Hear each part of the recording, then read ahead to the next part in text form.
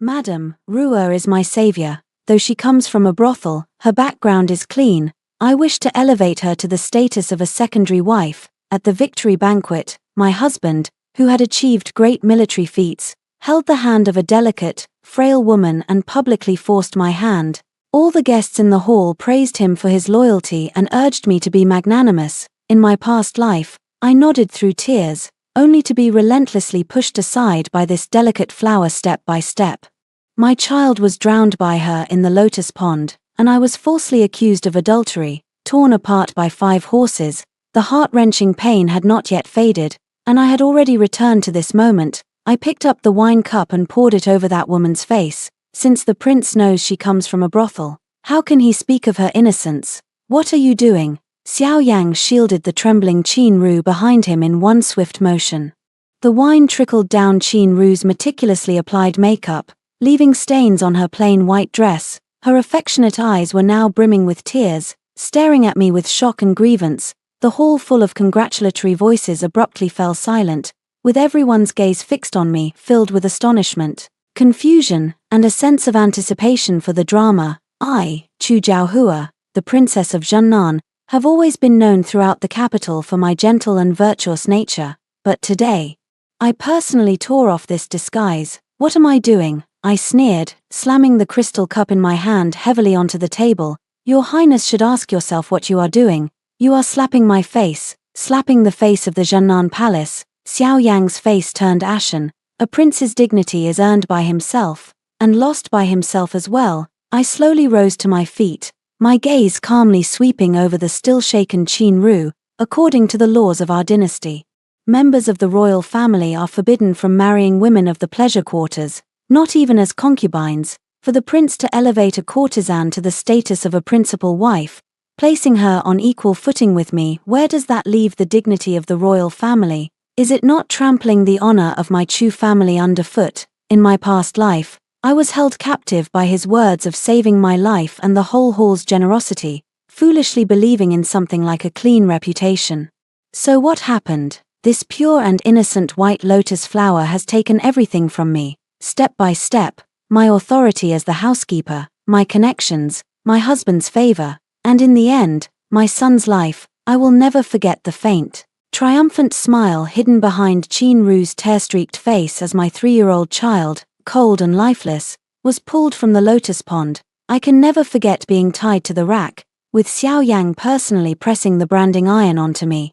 All because Qin Ru claimed that I had committed adultery and that the child wasn't his. The excruciating pain of being torn apart by 5 horses still lingers deep within the soul. In this life, I will not let the tragedy repeat itself. Ruer is different, Xiao Yang argued. She sold herself to the brothel to bury her father. She is pure. Oh, I raised an eyebrow. Miss Qin, tell us, how exactly are you pure? Do you sell your art but not your body?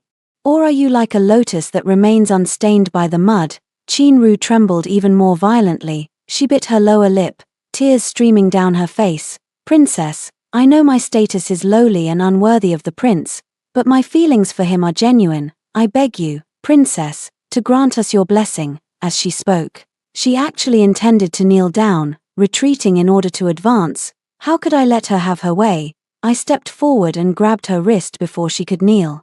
I leaned close to her ear and whispered softly, in a voice only the two of us could hear, "Stop pretending. I'm tired of your little tricks." Qin Ru's body stiffened abruptly. I released my grip, took a step back, and addressed the crowd. "Your Highness, today is your victory celebration banquet. I will not argue with you. But in this southern garrison prince's residence, either I stay or she does. We cannot both remain." Xiao Yang was so angry he couldn't speak. "If you insist on bringing her into the household," I paused, "then please first write the divorce agreement. I, Chu Jiaohua, voluntarily request to step down." Upon returning to the prince's residence, after dismissing the servants, Xiao Yang finally erupted. He grabbed my wrist tightly. "Chu Jiaohua, have you lost your mind? Divorce? Who do you think you are? You are my wife, Xiao Yang's wife. Without my permission, even in death, you must remain a ghost of the southern garrison prince's manor." A piercing pain shot through my wrist, but I didn't even flinch. In my past life, I loved him so much that I lost myself. He was the god of war, a hero, my entire world. But now, I find it all laughable. Xiao Yang, what makes you think I wouldn't dare? I met his furious gaze head on. Is it your title as Prince of Zhennan, or those meager military achievements of yours? He was left speechless by my words. In his perception, I, Chu Jiaohua, would always be the woman who followed behind him. Looking up to him, gentle and submissive, let go, I coldly spat out 2 words. Not only did he not let go, he gripped even tighter. Chu Jiaohua, don't be so ungrateful. I respect you as the legitimate daughter of Grand Academician Chu, which is why I give you the dignity of a princess consort. If you continue to make trouble, don't blame me for being ruthless, heartless. I laughed out loud. When have you ever had any feelings for me? We've been married for 3 years. And he has spent most of that time on the frontier. Every time he returned, we treated each other with respect and courtesy, appearing to outsiders as a perfect couple. I thought he was cold by nature and didn't understand love, until he brought Qin Ru back. I finally understood that it wasn't that he didn't know how to be gentle, it was just that his tenderness never belonged to me. Xiao Yang, I'll say it one more time, let go. My voice turned cold, otherwise. The memorial my brother submits at tomorrow's morning court won't be to congratulate you on your triumphant return, but to impeach you for moral failings and favoring a concubine over your wife. My brother, Chu Mingxian, is the youngest minister of personnel in the court and a favorite of the emperor. My father, though retired, has disciples and old friends spread throughout the court and the government. He is the emperor's former teacher, whom even the emperor respects greatly. Xiao Yang's achievements today are not only due to his own military merits but also to the unwavering support of my Chu family behind him. Xiao Yang's expression shifted repeatedly, but in the end, he reluctantly let go of my hand. 5 distinct finger marks were left on my wrist, burning with a sharp pain. Are you using your elder brother to pressure me? You forced my hand. I massaged my wrist as I walked to the dressing table.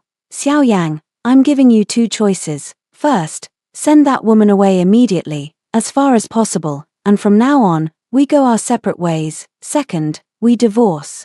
I take my dowry with me, and you can proudly welcome your savior into your home. You're out of your mind. He refused without a second thought. I won't send Rua away, and don't even think about divorce.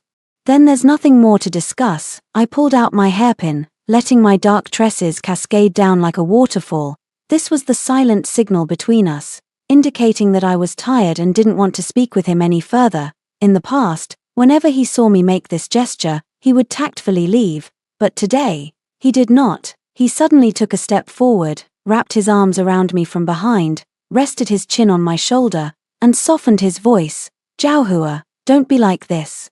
I know you've been wrong today, but Rua, she's truly different. She saved my life, and I cannot betray her. You've always been magnanimous, please accept her, won't you? If it were my past life, I would have softened, but now, I only feel utterly disgusted. His embrace, once the harbor I most craved, now feels like a cage tainted with filth. Your Highness, I said, word by word, clearly and distinctly, when you touch me, I feel dirty. What did you say? Xiao Yang's voice turned cold, and his arms holding me stiffened. I struggled to break free from his embrace, stood up, and distanced myself from him. It's late. Please leave, Your Highness. I pointed to the door, issuing a dismissal. I can no longer accommodate you here. He stared at me intently, as if trying to bore a hole through my face. After a long while, he sneered coldly. Fine, very well. Chu Jiaohua, you brought this upon yourself. With that, he flicked his sleeve and stormed out, slamming the door shut with a heavy thud. Listening to the sound of his receding footsteps, all the strength in my body seemed to drain away, and I slumped into the chair. My personal maid, Baiji, hurried in with a medicine box. Seeing the bruises on my wrist, her eyes reddened with heartache. Miss, how could the prince strike so heavily? Baiji applied medicine to me while softly asking, Miss, are you really going to divorce the prince? I looked at myself in the mirror, my gaze resolute. Yes, having died once, what is there that I cannot see through? I no longer want the honor of being the princess of Zhennan. His love, I care even less for. I just want to live well, protect my family, and peacefully spend the rest of my life. But, Baiji hesitated, for a woman to divorce, it's always. I cut her off. No buts. Go, bring me the list of my dowry from the storeroom. I want to personally check it over. In my past life, after I died, my substantial dowry was all taken by Qin Ru for herself, becoming the capital she used to win people over and solidify her position.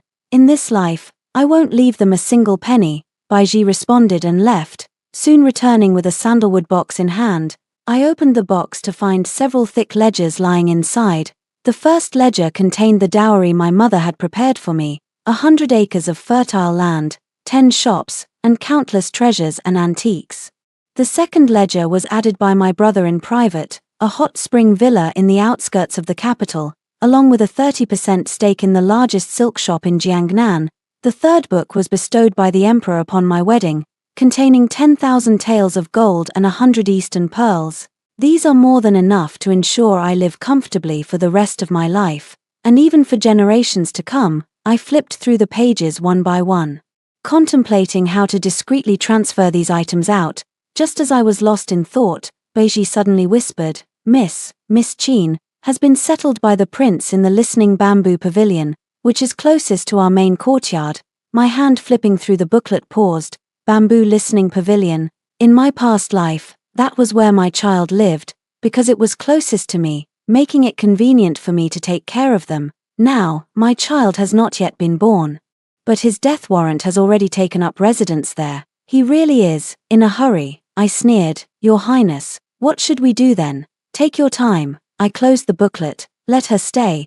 I want to see how long she can last there. Early the next morning, while I was still having breakfast, Qin Ru arrived gracefully. Carrying a food box, she changed into a primrose-colored Ruchuan, without any makeup, making her appear even more pitiful and delicate. Sister, she called out timidly, placing the food box on the table. This is bird's nest porridge that Ruer made herself, hoping to apologize to you. What happened yesterday was because Ruer didn't understand the rules and made you angry. She lowered her gaze, looking as if she was ready to endure any scolding or punishment from me. I picked up a spoon and leisurely sipped my own porridge, not even glancing at her. You are very thoughtful, sister. However, the rule in my courtyard is that no outside food is allowed. To avoid any stomach issues and prevent misunderstandings, Qin Ru's face paled slightly as she forced a smile and said, It was thoughtless of me. Then, let me serve you some dishes, sister. As she spoke, she reached out to take the serving chopsticks from Baiji's hand. No need. I set down my bowl and wiped the corner of my mouth with a napkin. I have finished eating. I stood up, ready to take a walk in the courtyard. Qin Ru suddenly called out to me, Sister. I turned to look at her. She bit her lip, looking as if she had mustered all her courage. Sister, I know you don't like me, but the prince and I truly love each other. I beg you to grant us your blessing. Ruer is willing to serve you for a lifetime, working like an ox or a horse, without a single word of complaint. Truly love each other. Then what am I? A stumbling block standing in the way of your true love? That's not what Ruer meant. Qin Ru hastily waved her hands, her eyes reddening once more. Ruer just wanted to ask my sister for a place to stay. A place to stay. I walked up to her, looking down at her from above. The Prince of Jinnan's mansion is so large, isn't it enough for you? Or is it that what you truly want is the position of the princess consort? I don't, she retorted sharply, like a cat whose tail had been stepped on, before quickly realizing her outburst and softening her voice, tears welling in her eyes. Sister, you've misunderstood me. I never thought of taking your place. I only wish to stay by the prince's side. There are many ways to stay by the prince's side. I interrupted her. You could be his confidant, his mistress kept outside the mansion, or even a concubine within his household.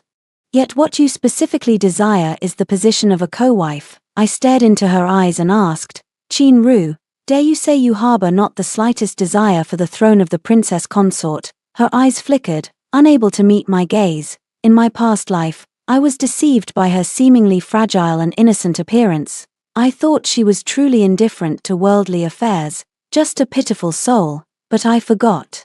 To climb out of such a place and even manage to connect with someone as important as the Prince of the South, how could her schemes and methods be anything but simple? What's the matter? Too scared to speak, I chuckled softly. That's right, after all, your life-saving favor is your greatest bargaining chip. At the mention of these 4 words, a flicker of panic flashed in Qin Ru's eyes, but it was quickly replaced by a look of grievance. sister.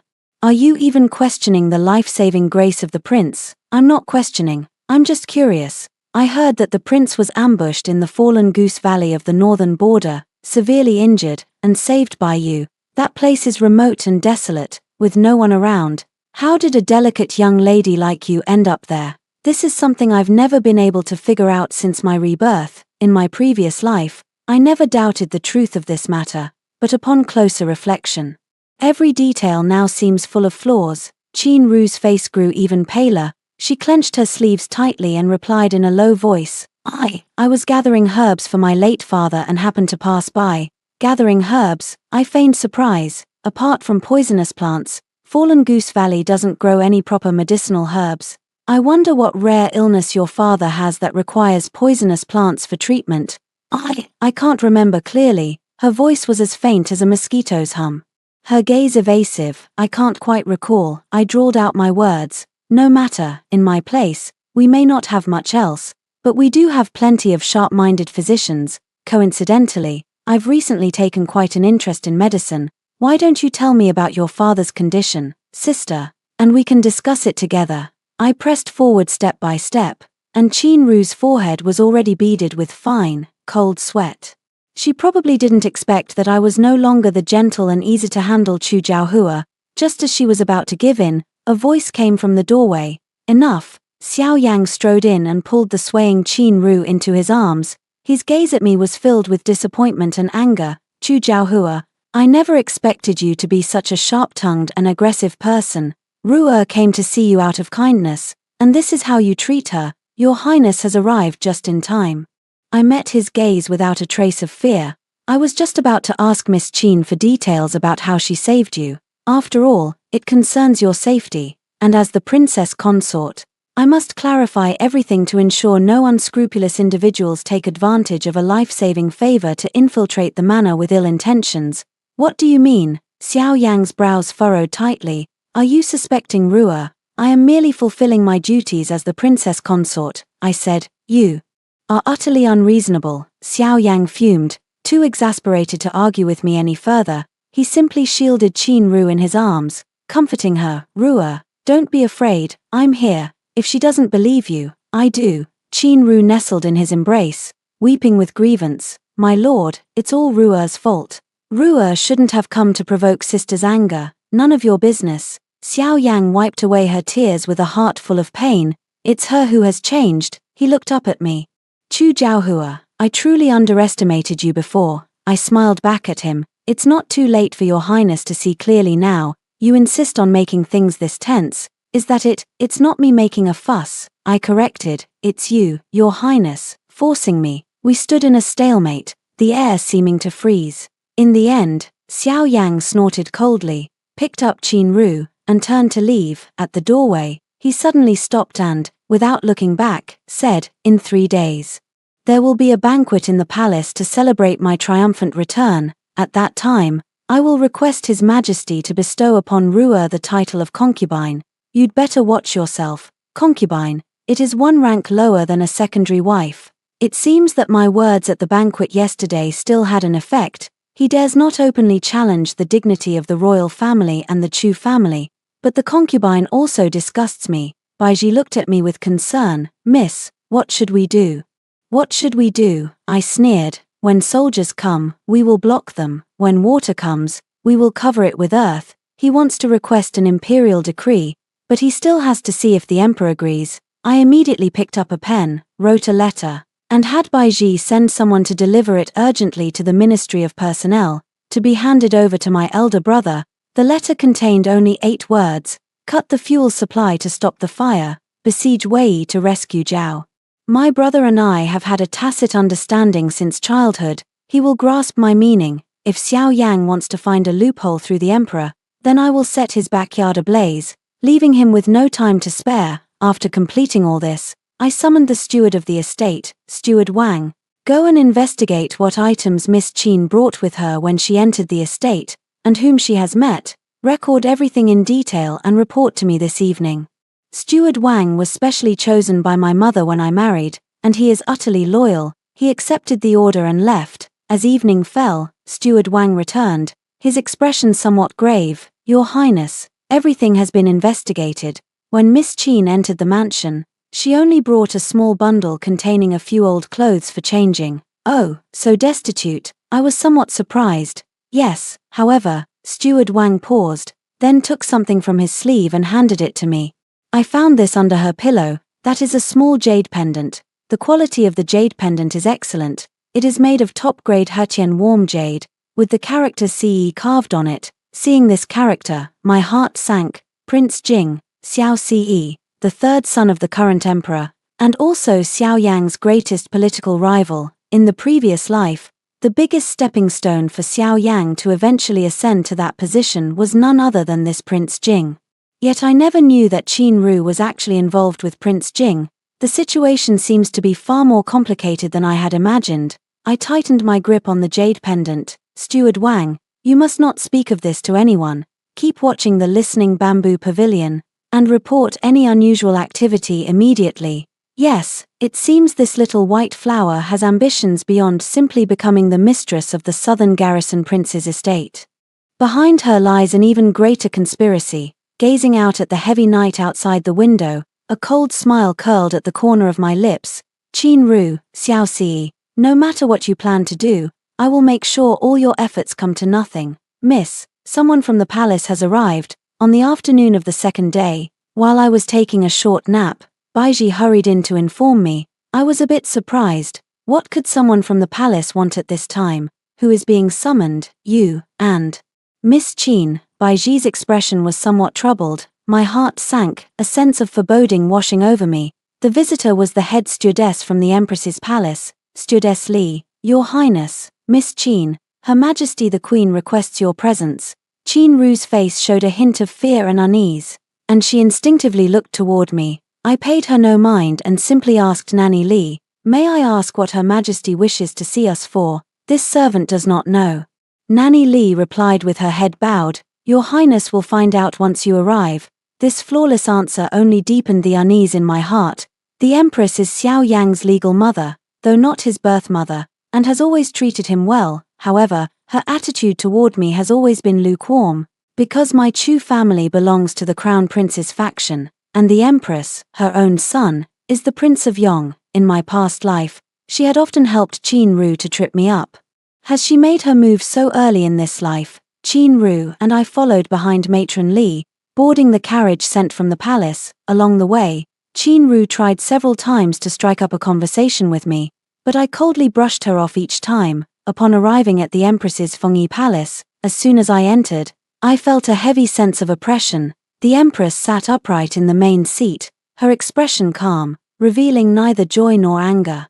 Seated below her was a lavishly dressed noblewoman, Xiao Yang's birth mother, Consort Li. Consort Li has always been at odds with the Empress, yet today they appear together. It seems they have found a common enemy. Me, your humble subject, commoner, pays respects to Her Majesty the Empress and Consort Li. Qin Ru and I both performed the ceremonial bow. Rise, be seated. I followed the instruction and sat down on the embroidered stool to the left. While Qin Ru sat somewhat stiffly in the seat below me, the Empress did not look at me. Instead, she turned her gaze toward Qin Ru, her tone even gentle. Are you Qin Ru? Yes, I am Qin Ru, a commoner. Qin Ru quickly stood up and curtsied. Lift your head and let me have a look at you. Qin Ru obediently raised her head. The Empress examined her carefully and nodded. Indeed, she has a lovely appearance. No wonder Yanga is fond of her. Consort Li chimed in from the side, covering her mouth as she laughed. Isn't that right? She's also a good child who knows how to repay kindness, unlike some people, who occupy the position of princess consort yet cannot tolerate a benefactor who saved their husband. Truly jealous. I picked up the tea offered by the palace maid, gently blowing on the steam as if I hadn't heard her veiled sarcasm. Seeing that I did not respond, the Empress grew somewhat displeased. She finally turned her gaze toward me, her tone turning cold. Zhaohua, I have heard that you are unwilling to allow Miss Qin into the manor, Your Majesty. I set down the teacup and replied neither humbly nor arrogantly, it is not that I am unwilling, but rather that ancestral rules forbid it. The Prince of Zhennan's estate is a royal threshold. How could we allow a woman from a brothel to enter its halls, especially as a co-wife? Would that not make us a laughingstock in the eyes of the world? I deliberately emphasized the words co-wife. The Empress was taken aback by my retort, her expression turning somewhat unpleasant. Li Fei sneered coldly, "The Princess of Chu has quite the bold tone. What ancestral rules? I think it's just your jealousy, unable to tolerate others. Yang has already compromised by offering her the position of a concubine. What more do you want? Must you push them to their deaths? Your Highness Li Fei, please watch your words," I said with a cold expression. The daughters of the Chu family have never learned the meaning of jealousy. I am merely upholding the dignity of the royal family and the prince's household. As for Miss Qin, she keeps claiming her feelings for the prince are genuine. Does this sincerity truly require a title to be fulfilled? If it is genuine, why not serve as a maid and quietly stay by the prince's side? Wouldn't that still be companionship? My words left Qin Ru's face alternating between shades of green and white. What she wanted most was a title. I simply won't let her have her way. You're twisting words and reasoning. Consort Li angrily slammed the table. Enough. The Empress finally spoke, putting a stop to the argument. She looked at me, a hint of warning in her eyes. Zhaohua, your elder brother submitted a memorial today, impeaching Yang for frequenting brothels and lacking moral character. This was your doing, wasn't it? My heart tightened. My brother moves quite swiftly indeed. By pulling the rug out from under him and pinning a label on him first, he'll be too busy dealing with his own troubles to even think about requesting an imperial marriage decree. I lowered my gaze. Your servant does not know. My brother is an official of the court. Whatever he does is based on his own considerations. As a mere woman, I dare not interfere in state affairs. What a fine dare not interfere in state affairs, the Empress sneered. Don't think I don't know what your Chu family is scheming. The moment Yang returned victorious from battle, you couldn't wait to suppress him. Isn't it just because you fear his achievements overshadowing the crown prince and threatening the heir's position? These words carry a heavy weight. This is a direct attack on the heart. I suddenly raised my head and looked directly at the Empress. Your Majesty, one may eat carelessly, but one cannot speak carelessly. My Chu family has always been loyal to the Emperor and the great Zhou dynasty. A loyalty that is as clear as the sun and the moon. The Prince of Jiangnan is my husband. His triumphant return is a source of pride for me. How could there be any talk of suppression? As for the Crown Prince, he is the heir to the throne. His position is determined by His Majesty, and no one can shake it. My voice was firm and resolute, ringing with conviction. The Empress's expression completely darkened. She probably didn't expect that I would dare to contradict her to her face. Just as the atmosphere in the hall dropped to freezing point, the announcement of a eunuch came from outside the door. His Majesty has arrived. Everyone in the hall, including the Empress, hurriedly rose to pay their respects. The Emperor strode in briskly, dressed in a bright yellow casual robe today.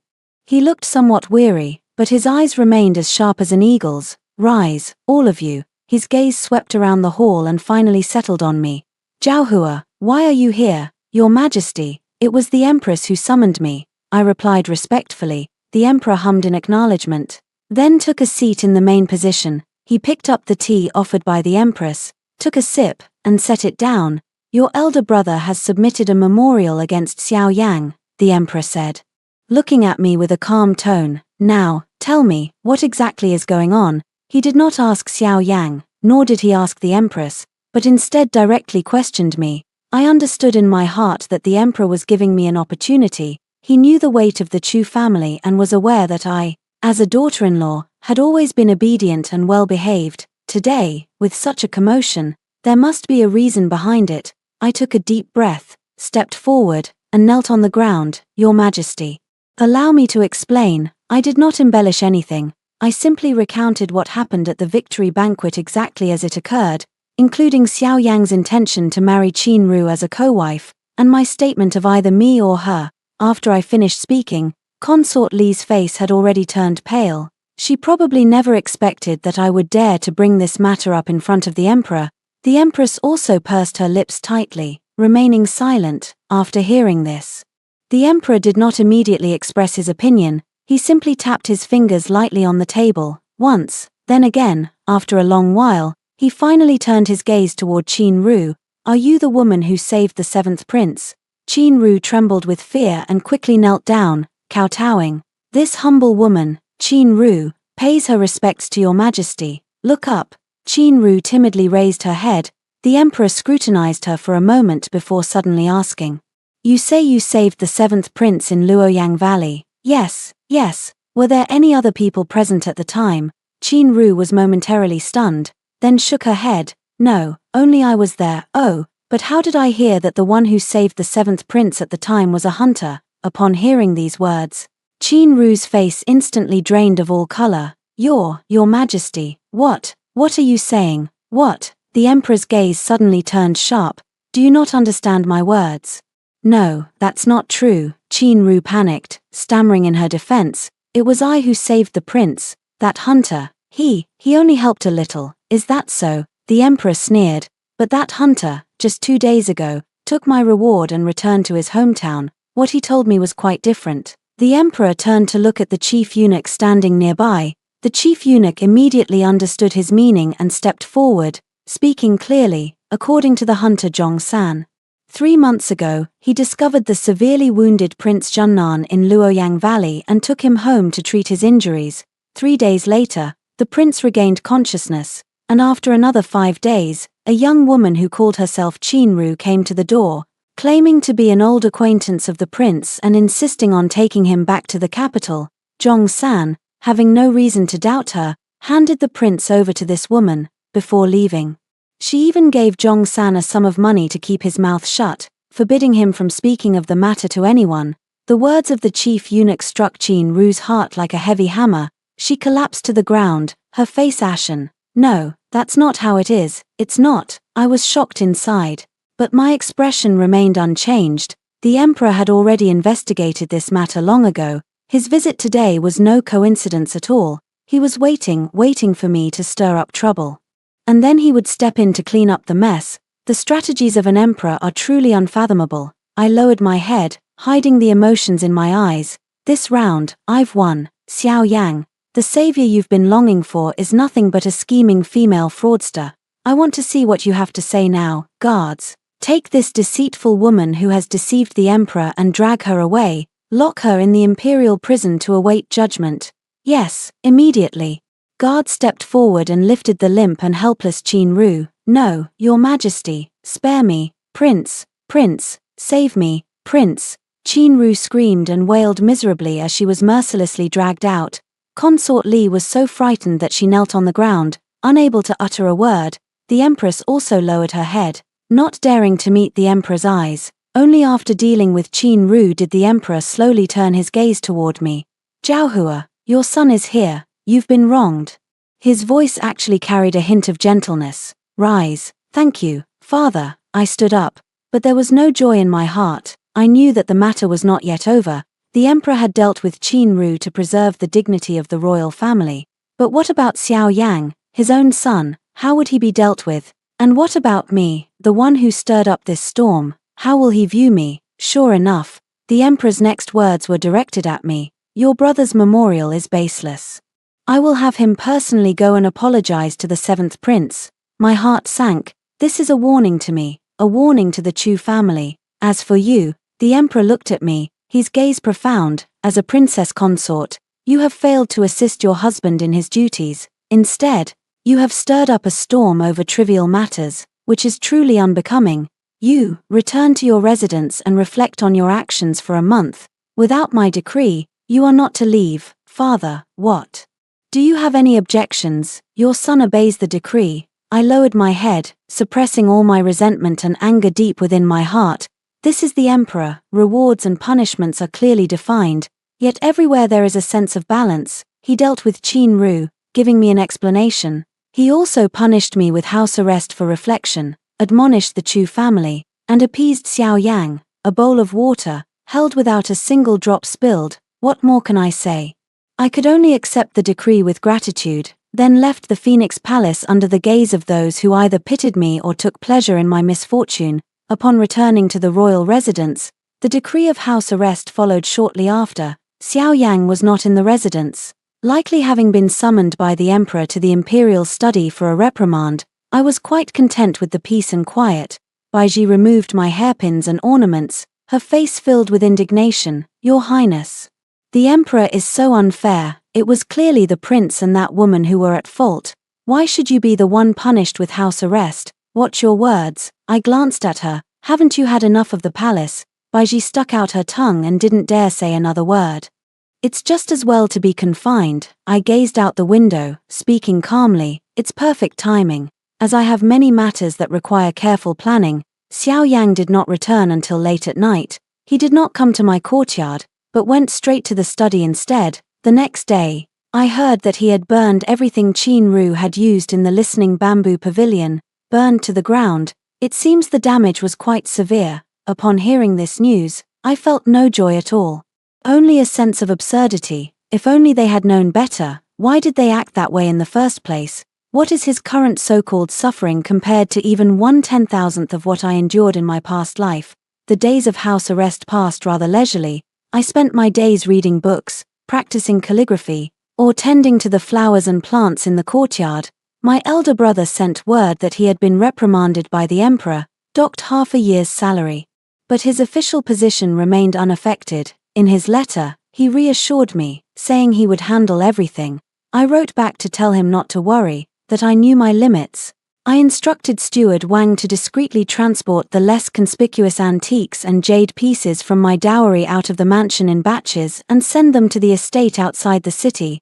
As for the land deeds and property titles, I entrusted them all to my elder brother, asking him to manage them on my behalf. I will gradually, bit by bit, move what belongs to me out of this cage. Xiao Yang, not once has he come to see me. We are like strangers living under the same roof, each minding our own business. I didn't care, even feeling that this is exactly what I wanted. A month's time passed quickly. On the second day after the house arrest was lifted, news came from the palace.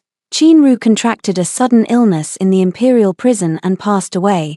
As for Prince Jing, Xiao Ce, he was reprimanded by the emperor for failing to discipline his younger brother properly and was placed under house arrest in his residence for 3 months. The matter of that jade pendant was never mentioned again by the emperor, as if it had never existed, but I knew that this thorn had already been deeply embedded in the hearts of the emperor and Xiao Yang. Everything seemed to have settled, yet I knew this was merely the calm before the storm. Between Xiao Yang and me, there was already an insurmountable chasm. That evening, he came. This was the first time he had stepped into my courtyard since the incident in the palace that day. He looked a bit thinner, with a trace of lingering weariness and gloom between his brows. He said nothing, simply sat down at the table, poured himself a cup of tea, and drank it in one gulp. I didn't speak either, just watched him quietly. After a long while, he finally spoke, his voice hoarse. That matter, I was in the wrong. He apologized. This is the first time in all these years I've known him that I've heard him say I'm sorry. If it were before, I probably would have been moved to tears. But now, my heart is as still as water. Your Highness, you are too kind, I said with a distant tone. The matter is already in the past. He looked up, staring intently at me. Zhaohua, can we ever go back to how we were before? Before, I retorted. Which before does your Highness mean? The one where we treated each other with respect, or the one where I managed the household while you indulged in romantic affairs with other women? His face paled, a flicker of pain flashing in his eyes. I didn't. It's not what you think between her and me. Oh, what is it then? I pressed further. He opened his mouth, but nothing came out. Indeed, what could he say? Say that he was just blinded and momentarily confused? Or is it that he only feels pity for Qin Ru, not love? Even he himself probably doesn't believe such words. Xiao Yang, I stood up, not wanting to dwell on this topic any longer. Let's separate. Once again, I brought up the idea of separation. This time, his reaction was not as intense as last time. He just remained silent, silently watching me. That look in his eyes was very complex. There was shock, confusion, and a hint of something I couldn't quite understand, a plea to stay. Why? He asked. Just because of Qin Ru, not because of her. I shook my head. It's because of you, and because of me. I'm tired. Xiao Yang, I don't want to live like this anymore. Between us, from the very beginning, it was a mistake. My words were like a knife, plunging deep into his heart. He abruptly stood up and walked toward me, step by step. Mistake. He grabbed my shoulders with such force that I couldn't help but frown. We've been married for 3 years, and now you're telling me it was all a mistake, wasn't it? I met his gaze directly. You married me only because my Chu family could advance your career. Did you ever have even a shred of genuine affection for me? He was at a loss for words. You see, you can't even answer yourself. I gave a bitter smile. Xiao Yang, let me go, and let yourself go too. I won't let go. He suddenly growled in a low voice, pulling me tightly into his embrace. His embrace was scalding and forceful, carrying a hint of desperation. Chu Jiaohua, listen to me, I don't care about the past. From now on, you are my only wife. Divorce, don't even think about it. His voice was domineering and resolute. I did not struggle, only quietly leaned into his embrace.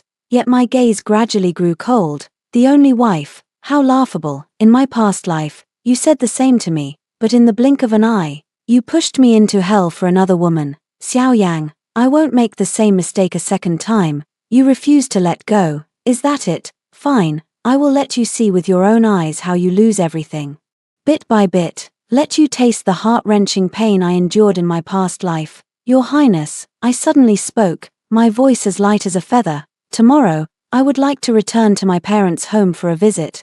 May I return to your parents' home? Xiao Yang was taken aback for a moment. Seemingly not expecting me to suddenly change the subject, he released me, lowered his head to look at me, his eyes carrying a hint of inquiry. I lowered my gaze, putting on a meek appearance.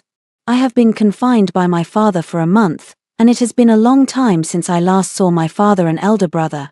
I miss them a little. He probably thought I had softened, and his expression relaxed considerably. Good, he nodded, I'll go with you tomorrow. He wants to mend his relationship with the Chu family. I sneered inwardly, but kept my expression neutral. Fine. The next day, Xiao Yang indeed prepared generous gifts and returned to the Chu family with me. Father and elder brother were somewhat surprised to see us arrive together, but they still received us with courtesy. At the dinner table, Xiao Yang frequently toasted to father and elder brother, sincerely apologizing for the previous incidents. Both father and elder brother are well versed in social etiquette. So naturally, they did not let him lose face, and the atmosphere at the table remained relatively harmonious. After the meal, Xiao Yang was invited by elder brother to the study for a game of chess.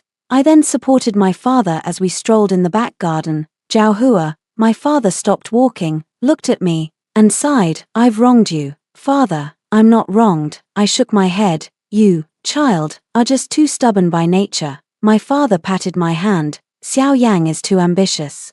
He is not a good match for you. Back then, it was my misjudgment. It's not about father, I said softly. The path was my own choice, and what has come of it now is my own fate.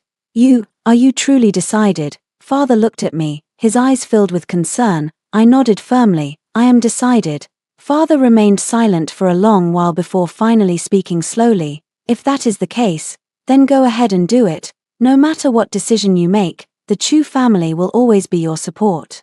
With my father's words, the last trace of hesitation in my heart vanished completely. After returning from my parents' home, the relationship between Xiao Yang and me seemed to ease considerably. He no longer stayed in the study but returned to the main courtyard.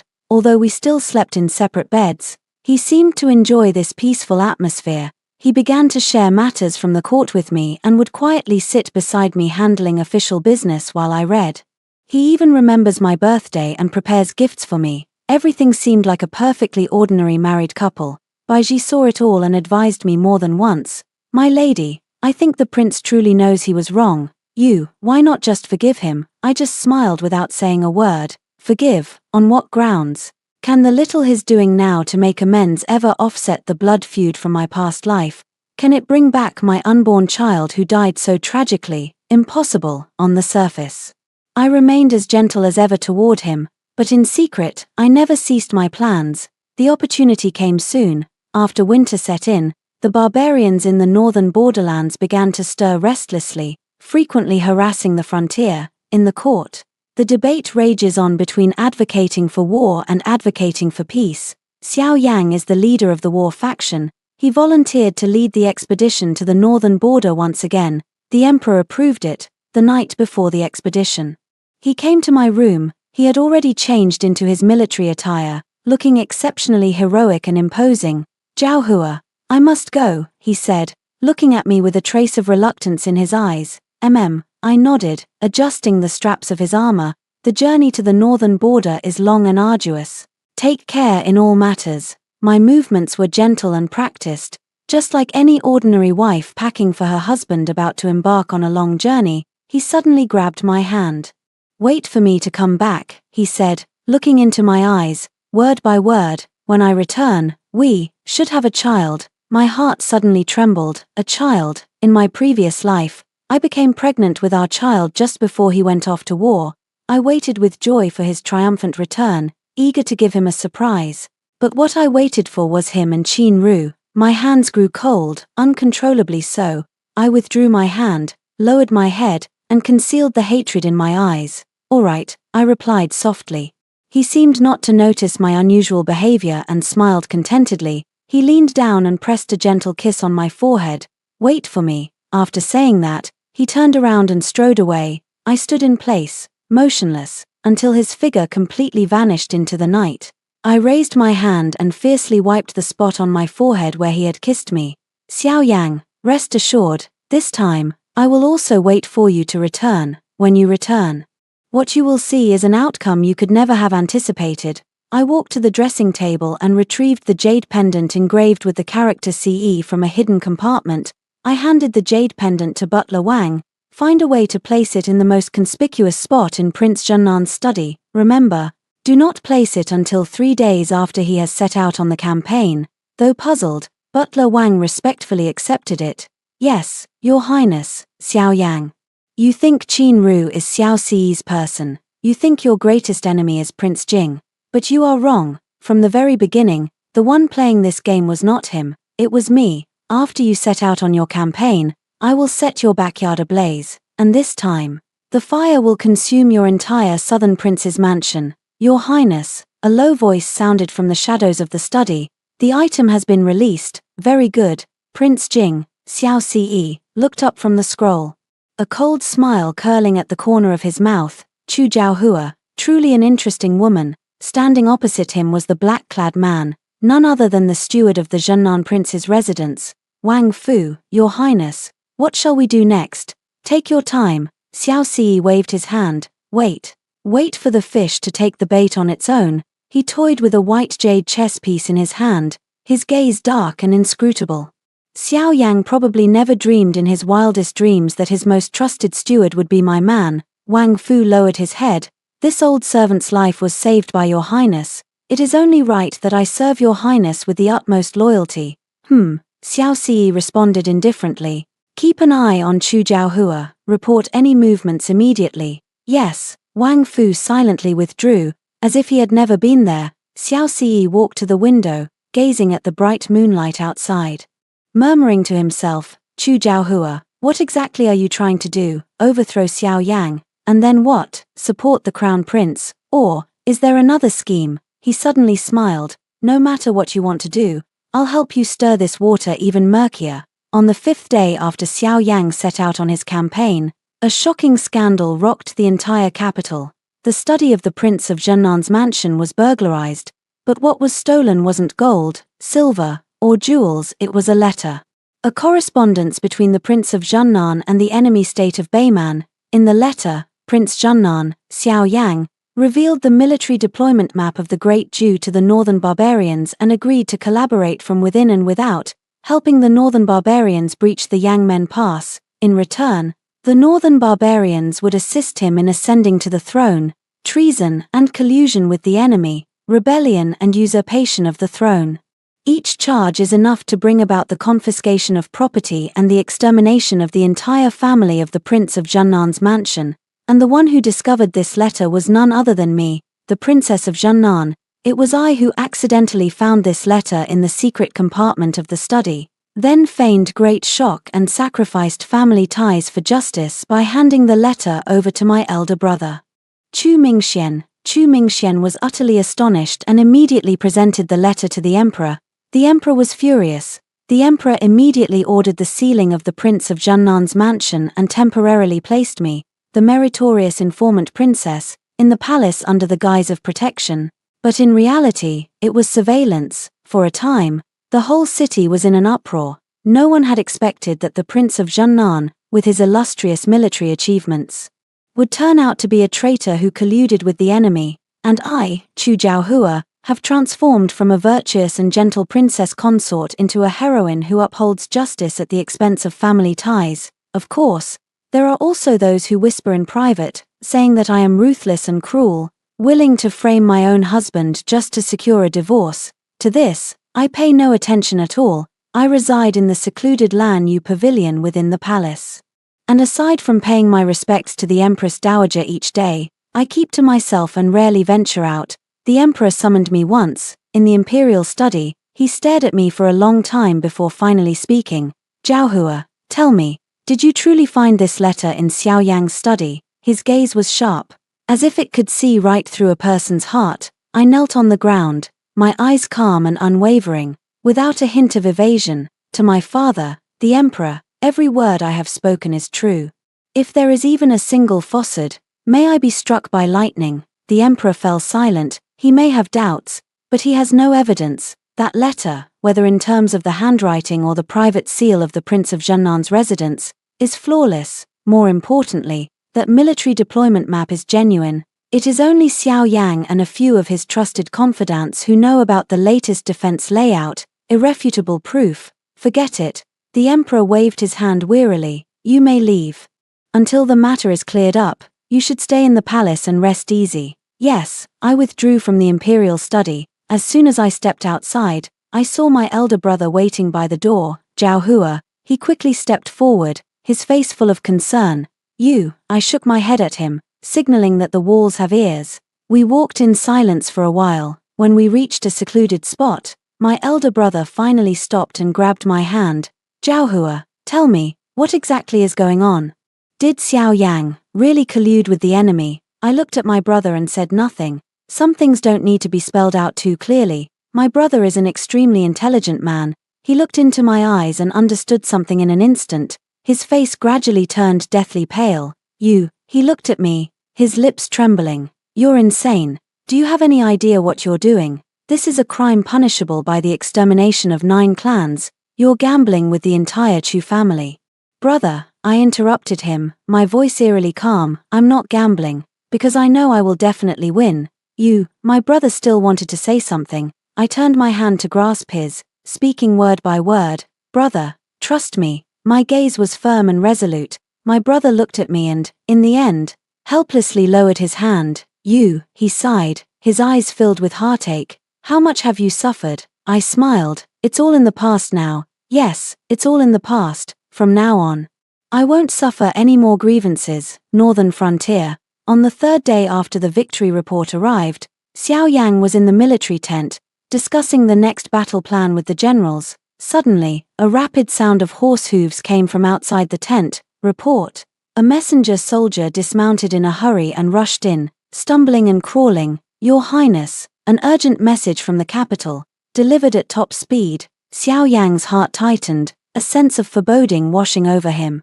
He took the secret letter, opened it, and his face instantly turned deathly pale. Phut, a mouthful of fresh blood sprayed out violently. Your Highness. The soldiers were greatly alarmed and hurried forward to support him. Xiao Yang pushed everyone aside, his eyes bloodshot, glaring fiercely at the letter in his hand as if trying to see through it. The letter contained only a few words. The royal mansion was sealed, and the princess consort was taken into the palace. The charge. Colluding with the enemy and treason. No, impossible. He staggered backward, knocking over the map stand behind him. Chu Jiaohua. He gritted his teeth, squeezing out this name from between them. In his eyes, there was overwhelming hatred and endless regret. You have such a cruel heart. Guards. Xiao Yang abruptly drew the sword from his waist, pointing it northward, and roared hoarsely. Prepare my horse. I must return to the capital. Your Highness, you must not. The deputy general hurried forward to stop him. The battle is at its peak. As the commander of the 3 armies, how can you abandon your post without permission? Get out of my way. Xiao Yang kicked him aside, his eyes bloodshot and his demeanor frenzied. I said, I am returning to the capital, Your Highness. Several generals knelt down together. A general in the field may not always follow the emperor's orders, but with the commander's seal in hand. The morale of the army must not waver. If you leave now, our forces will fall into chaos, the northern barbarians will seize the opportunity, and the Yang Men pass will be lost. If we can't hold it, then we won't hold it. Xiao Yang roared, I'm about to lose my home, what's the use of guarding this pass? Right now, he can't listen to anything. In his mind, there is only one thought, go back and ask for clarification, ask that woman why she would treat him like this. Just as he was about to force his way out, another voice came from outside the tent, the imperial decree has arrived. A eunuch dressed in imperial guard attire, holding an imperial edict, walked in escorted by 2 guards. Xiao Yang's heart sank to the depths of despair. He knew that the emperor's actions were even swifter than he had imagined. He slowly knelt down, and all the soldiers in the camp followed suit. The eunuch unfurled the imperial edict and read it aloud in a sharp, clear voice. Prince Xiao Yang of Zhennan, for colluding with the enemy and committing treason, with conclusive evidence, is hereby stripped of his royal title and military authority, to be escorted back to the capital to await judgment. The 3 armies shall be temporarily commanded by Deputy General Li Mu without delay, so decreed, stripped of his royal title, deprived of military authority, escorted back to the capital. Every word felt like a heavy hammer, pounding fiercely against Xiao Yang's chest. He was finished, everything he had, his glory, his achievements, his future, vanished into thin air in that moment. He stood frozen in place, motionless, as if turned into a statue. Xiao, the guilty subject Xiao Yang, receives the imperial decree. After a long while, he finally managed to force these words out from his throat. His voice was so hoarse it didn't sound like his own. 2 guards stepped forward, took away his sword, and removed his armor. Once a mighty and awe-inspiring god of war, he had now become a disheveled and pitiful prisoner. When he was led out of the camp, countless soldiers looked at him with complex expressions in their eyes. There was shock, confusion, regret, and contempt. Xiao Yang lowered his head. Not daring to look anyone in the eye, he knew that from this day forward, he, Xiao Yang, would be the shame of the great Jew. Half a month later, the prison cart slowly entered the capital. The streets were lined with onlookers. They pointed and whispered among themselves at the man in the prisoner's cart. Is this the traitorous prince of Zhennan? Looks like a decent person. But who would have thought they were this kind of person? Pa, what a disgrace to our great Jew. Rotten vegetable leaves and stinking eggs rained down on the prison cart. Xiao Yang sat in the prison cart, covered in filth, with disheveled hair and a haggard appearance. He lowered his head, letting those things hit him without saying a word. His heart had already grown numb. The prison cart came to a halt at the palace gate. He was escorted through the long palace corridors and finally arrived at the prison for serious offenders. In the dungeon, it was dark and damp. With a musty smell lingering in the air, he was locked in the innermost cell. With a loud clang, the cell door was heavily locked. Light was completely cut off. Xiao Yang leaned against the cold wall and slowly closed his eyes. In his mind, the scenes of his life played over and over again. A young man who achieved early success, with illustrious military achievements, was enfeoffed as a prince and appointed as a minister, and married a beautiful wife.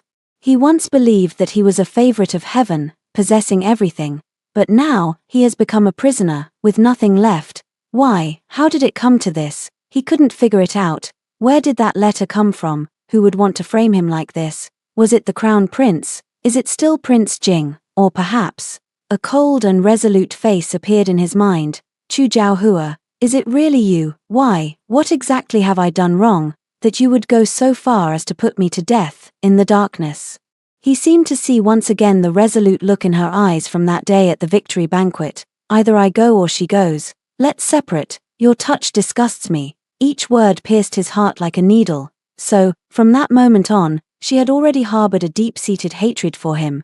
Yet he, foolishly, believed that everything could return to how it was before. He was wrong, terribly wrong. He. In the dark prison cell, a low and eerie laughter echoed, laughing and laughing. 2 clear tears slid down from the corners of his tightly closed eyes. Chu Jiaohua, hello, you are so good. On the 3rd day after Xiao Yang was escorted back to the capital, the emperor finally issued an edict to thoroughly investigate the case of the Prince of Zhennan's rebellion. The chief judge is the minister of Dali Temple, the assistant judges are the minister of justice, and my elder brother, the Minister of Personnel, Chu Mingxian, a joint trial by the 3 judicial departments. This display is enough to show how much importance the emperor places on this case. As for me, I am still being protected in the moon-embracing pavilion. No one comes to disturb me, nor does anyone dare to. My daily life remains the same, reading, writing, and tending to flowers. As if everything outside has nothing to do with me, Baiji was as anxious as an ant on a hot pan. Miss, she now addressed me as Miss. It's been several days of interrogation. Why is there still no movement? The prince, the criminal official, could it be what? I set down the book in my hand and asked her calmly, could he possibly expose you? I laughed. What could he possibly use to expose me? Does he have any evidence? Baiji was taken aback for a moment, then suddenly understood. That's right. He has no evidence. From beginning to end, I never showed my face personally. That letter was accidentally discovered. The one who delivered the letter was my elder brother. Everything has nothing to do with me. I am merely an innocent, implicated victim. But Baiji still had some concerns. What if he's cornered and starts spouting nonsense? Then someone would have to believe him, I said, picking up my tea and taking a sip. Between the words of a traitor who colluded with the enemy and those of a loyal subject who sacrificed family for justice, who do you think the emperor would believe? Baiji was left completely speechless. Yes. The current situation has long been settled, Xiao Yang. He can no longer turn things around. Another 7 days passed. The joint trial by the 3 judicial bodies finally reached a conclusion. The criminal official Xiao Yang, guilty of colluding with the enemy and betraying the nation, with irrefutable evidence, has committed heinous crimes. We petition the emperor to sentence him to death by 1,000 cuts. His mother, Consort Li, for failing to properly educate her son, is granted a white silk cord. The entire household of the Prince of Junnan's residence is to be executed. The imperial edict was issued, shocking the entire nation. When I received the news, I was trimming a pot of orchids. Upon hearing the words death by 1,000 cuts, my hand trembled almost imperceptibly. The scissors cut my finger, and a drop of blood seeped out, falling onto the snow-white petals. The crimson was blinding. Baiji gasped in alarm and quickly fetched a handkerchief to bandage my wound. Miss, you're bleeding. I stared at that drop of blood, remaining silent for a long time. Linkai, a punishment even more cruel than being torn apart by 5 horses in my previous life. Xiao Yang, this is your retribution. It is you who owes me. No, it is you who owes me and our unborn child. Miss, what's wrong with you? Baiji looked at me with concern. I snapped back to reality and shook my head. I'm fine. I look out the window. The sky seems to be clearing up. Baiji, go tell the empress that I wish to leave the palace. Have you made up your mind? In Fengyi Palace, the empress looks at me with a complicated expression.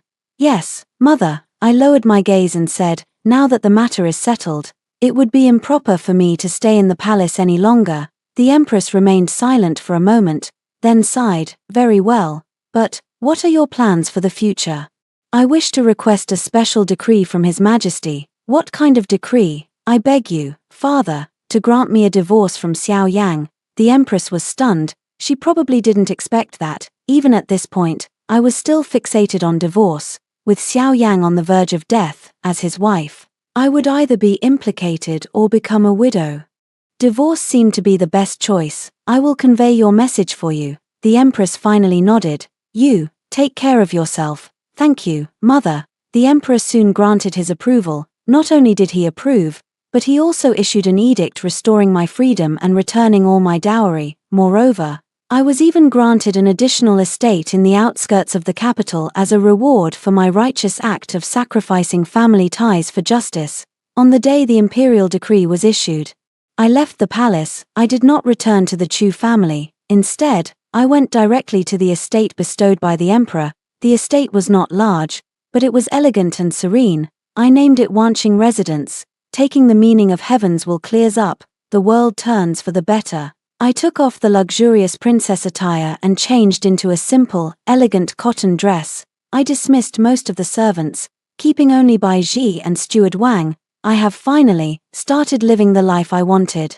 Peaceful, free, undisturbed. On the day Xiao Yang was executed, the capital was deserted. I did not go to see it. I just set up a small memorial grave in my little courtyard for my unborn child. I personally carved the tombstone, tomb of my son, no name, because he never had the chance to have one. I burned many paper offerings at the grave. Rest in peace, my child. Those who harmed you have received their due punishment. From now on, I will live well, carrying your share of life with me. A gust of wind blew, carrying the paper ashes up into the sky. I lifted my head, gazing at the azure sky, as a clear tear slowly trickled down. The great vengeance has been avenged, but my child will never return. Time is the best medicine. In the blink of an eye, 3 years had passed. In the capital, there was no longer any trace of Prince Zhennan, Xiao Yang. People gradually forgot about the once revered god of war and that earth-shattering treason case, and I, Chu Jiaohua, gradually faded from people's sight. I used part of my dowry to open a small medical clinic in the capital. Since childhood, I have been interested in medicine and studied for several years under a guest scholar in my family. Though not a miraculous doctor, I am more than capable of treating common ailments like headaches and fevers. The medical clinic's business is neither good nor bad. I'm not looking to make money, I just want to find something to do to pass the time. My elder brother has visited me a few times, each time urging me to find a good family to marry into. He says I'm only in my early 20s, and there's no need to let a mistaken past ruin the rest of my life. I always declined with a smile. Marriage, I will never marry again. Relying on men was the most foolish mistake I made in my past life. In this life, I only want to rely on myself. That day, a special patient came to the clinic. He was dressed in a moon-white robe, with a face as fair as jade. Handsome and extraordinary, only his complexion was somewhat pale, and it seemed as though he was unwell. Where does the young master feel unwell? I asked without looking up as I wrote the prescription. My heart aches. His voice was deep and pleasant. My brush paused, and I looked up, studying him intently. Young master, my clinic is a small business. If you're truly here for amusement, please find another place. My tone was somewhat cold, because I recognized him, Prince Rui, Xiao Yunche. The fifth son of the current emperor, a carefree prince, has always remained aloof from worldly affairs.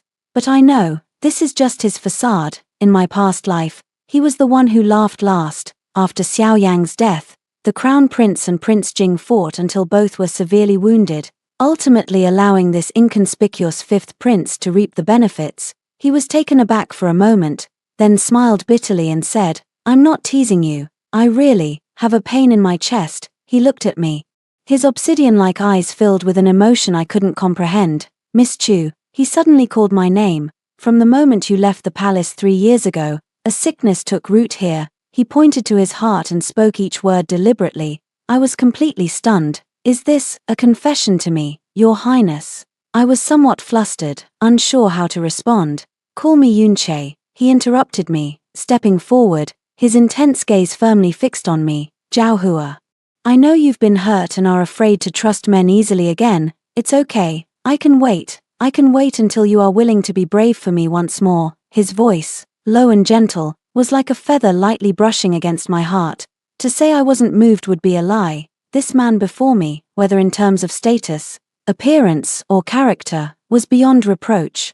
More importantly, he understood me. He knows my past, understands my pain, and is willing to give me time and space. But can I really love again? Looking into his sincere eyes, my heart is in turmoil. "Yunche," I finally mustered the courage to speak. I need time." He smiled, that smile, like the first thaw of ice and snow, the warmth of spring and blooming flowers. "All right," he said, "I'll wait for you." After hearing the first story above, what are your thoughts? Feel free to share your opinions in the comments section. Next, there is another similar story. Let's continue to see.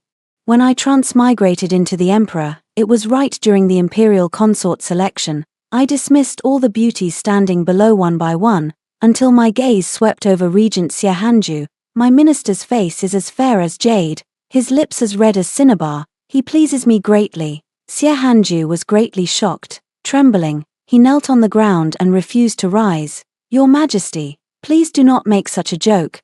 My Xie family has been the sole heir for 9 generations. I frowned and waved my hand dismissively. "Fine, then find me 99 handsome men of your caliber." From then on, It is known to all that the current emperor prefers handsome men over beautiful women. To avoid the selection process, countless young talents cut off their hair and entered the Buddhist order. In my first year of transmigrating into the emperor, after failing to find the way back, I began to go with the flow, but, every day, the chief eunuch urges me to turn over the name plates. Which name card to flip over? Although this body is that of a man, my soul remains that of a woman. I love handsome men, not beautiful women. I had no choice but to decline, citing the many affairs of the previous dynasty, but I haven't entered the harem for a long time. Gradually, rumors began to spread. The empress and the imperial consort took turns trying to persuade me. I am overwhelmed with vexation. Finally made a decision that goes against my ancestors. Dismiss the imperial harem. That day, Lady Li fainted from crying on the floor. Lady Wang attempted to hang herself several times. The empress immediately summoned shamans to the palace to exorcise evil spirits. They all unanimously believed that I was possessed by an evil spirit, which was why I was acting so absurdly. Even the Empress Dowager, who usually doesn't like to meddle in affairs, came out from the Sinning Palace to scold me, urging me to prioritize the nation's fate. But, what should I do? I'm not a lesbian. Thinking and thinking, I sang it out. I'm sorry. I'm not a bad lesbian. I'm sorry. I don't know how to comfort girls. While I was singing, the Empress's face was pale, her fingertips trembling. The Emperor has truly gone mad. He's talking nonsense. I held my forehead. Finally, the Empress Dowager and I each took a step back. These concubines were kept in the rear palace. She held on to a faint hope that perhaps one day I would return to normal, and would once again favor them. After all, there are no mobile phones in this era. Thinking they might be bored, I specifically ordered the ministers to purchase the popular storybooks available on the market. They were distributed to each palace. I also allowed them to play small card games and mahjong in private. Not long after, a eunuch secretly reported to me. He said that Consort Li was having an affair with a palace guard. When they were discovered, the two were passionately entangled in the imperial garden, completely lost in their own world. Consort Li's undergarment was even found hanging from the scoundrel's belt. The eunuch described it all in vivid detail. I listened with great interest. Go on, how long did they do it? What positions? And was that scoundrel handsome? The expected fury did not come. The eunuch looked at me in confusion. Your Majesty, do you not want the lives of this adulterous couple? I regained my seriousness. Yes, of course I do. I'm not dead yet, and you dare to cuckold me. How outrageous. It wasn't long. The imperial concubine Li and the palace guards vanished. Everyone was terrified. That day, the wind was strong, and I deliberately took an imperial sedan chair. Quietly leaving the city to see them off, Lady Li knelt on the ground. She wept so hard she could barely lift her head. I'm sorry, Your Majesty. It is I who have wronged you. I sighed. It is I who have wronged you. The deep palace is lonely. They are living beings with needs. I have never visited the harem. It is only natural for them to fall for someone else. That's also why I wanted to disband the harem in the first place. From now on, you must take good care of her. Don't let her suffer any grievances, otherwise, I'll have your head. I spoke with a stern expression, giving my earnest instructions. The guard knelt on the ground, his voice resolute yet choked with emotion. Your Majesty, rest assured, I will treat her well for the rest of my life. Go now, go far away. From then on, I told the Empress, if any concubine has someone she fancies and wishes to leave, just agree directly. Unexpectedly, a year later, nearly all the young and beautiful women in the imperial harem had left, and those who stayed behind were not truly fond of the emperor either. Rather, I listened to the sound of dice cups coming from within the palace walls. Big, big, big. Shaking my head, I felt quite emotional. It was the second year since I transmigrated into the emperor. I was utterly stifled. It had gotten so bad that I would even grope any eunuch who looked even slightly handsome. So much so that even the eunuchs with a bit of good looks were all on edge, drawing lots every day to see which unlucky soul would be chosen to serve me. I could no longer bear such a bland and uneventful life, so, with a wave of my hand, I began the selection of consorts. But when I personally drafted the regulations and content for the selection, the chief eunuch, Liu Jinji, rushed in anxiously and knelt on the ground. Your Majesty, it's terrible. The Empress Dowager fainted in the Sinning Palace after learning about your plan to hold a selection. I immediately stood up in a panic. Hurry, order the chief physician of the Imperial Hospital to stand guard.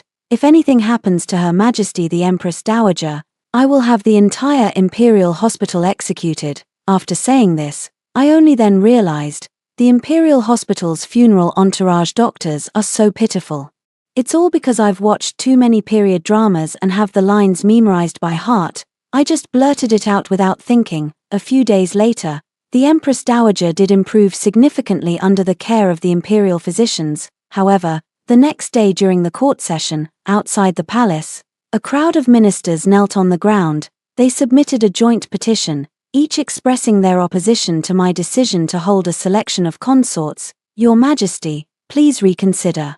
I looked at the uniform voices of opposition, my expression turning displeased. Last year, when I wanted to disband the harem, you said I was too detached from women and would struggle to continue the royal lineage. This year, when I hold a selection to replenish the palace, you say I am indulging in beauty and neglecting state affairs. So, you're always right, no matter what I do.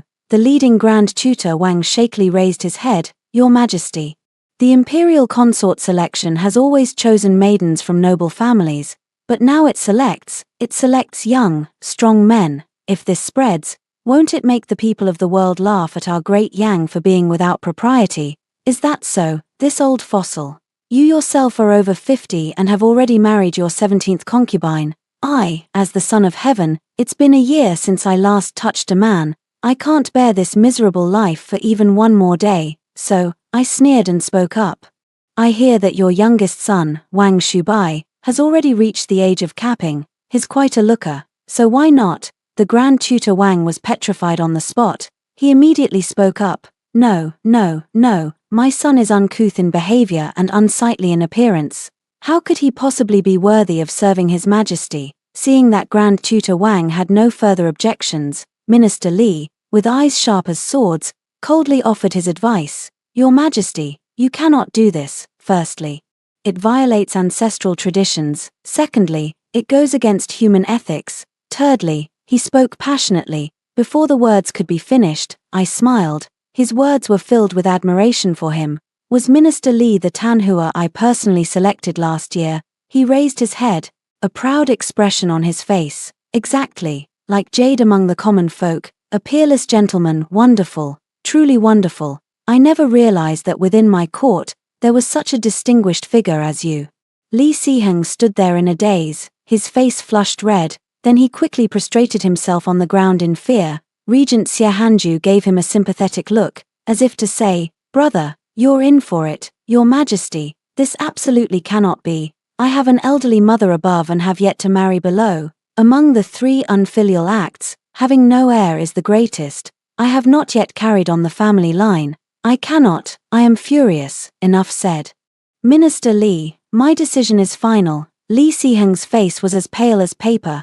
The rest of the people dared not speak another word, trembling like sieves, fearful that the next person to be defiled and ravaged might be themselves. Since none of my esteemed ministers have any objections, proceed with the selection according to these requirements. That night, Minister Li knelt in my bedchamber. Your Majesty, I would rather die than do this. I threatened him with his elderly mother. He looked up. His gaze filled with sorrow. After a moment of hesitation, still took off his own shirt. My eyes lit up. Wow, truly worthy of being the top scholar. Good looks, great figure, broad shoulders, narrow waist, and a tall, straight posture. Come closer. He closed his eyes, knelt on the ground again, and crawled forward a short distance on his knees, until, before my dragon bed, seeing him looking as if he were about to die of shame and indignation, with a demeanor of going to his death with generosity, I said coldly, Minister Li, what is the meaning of this expression of yours? I do not like to force matters. Since you are unwilling, then let it be. He suddenly opened his eyes, overjoyed. Does that mean I can return now? I shook my head. I never said you could go back. His heart was as dead as ashes. Seeing him like this, I stopped teasing him. Don't worry, I don't have a taste for men. I just called you over to take a look at you, at most to touch you a little. Li Siheng's face was a riot of colors. It was quite a spectacle. In the end, he lowered his head and yielded. Just as I was lost in the act of stroking Minister Lee's prominent Adam's apple, at that moment, a voice suddenly appeared in my mind. What are you doing? Take your hands off him. This is the top scholar personally appointed by me. You are not allowed to defile his body. Holy shit, there's a ghost. Frightened, I immediately hugged him, clinging to Lee Si-hung like a koala. Your Majesty, you. Quickly, let go of me. Ah, I'm going crazy. Who exactly are you? Why are you using my body to do such things? My reputation, my innocence, and Minister Lee's innocence have all been ruined by you. Another strange sound reached my ears. Only then did I realize. It turns out this voice belonged to the former emperor. His original soul is still within this body. It's just that, for some reason, even though I've been here for so long, he only just suddenly awakened, hearing him say that. I suddenly felt a rebellious urge. If you won't let me touch, then I'll touch. I touched even more enthusiastically, following the curves of Lee Si-hung's muscles. I slowly moved my hand downward.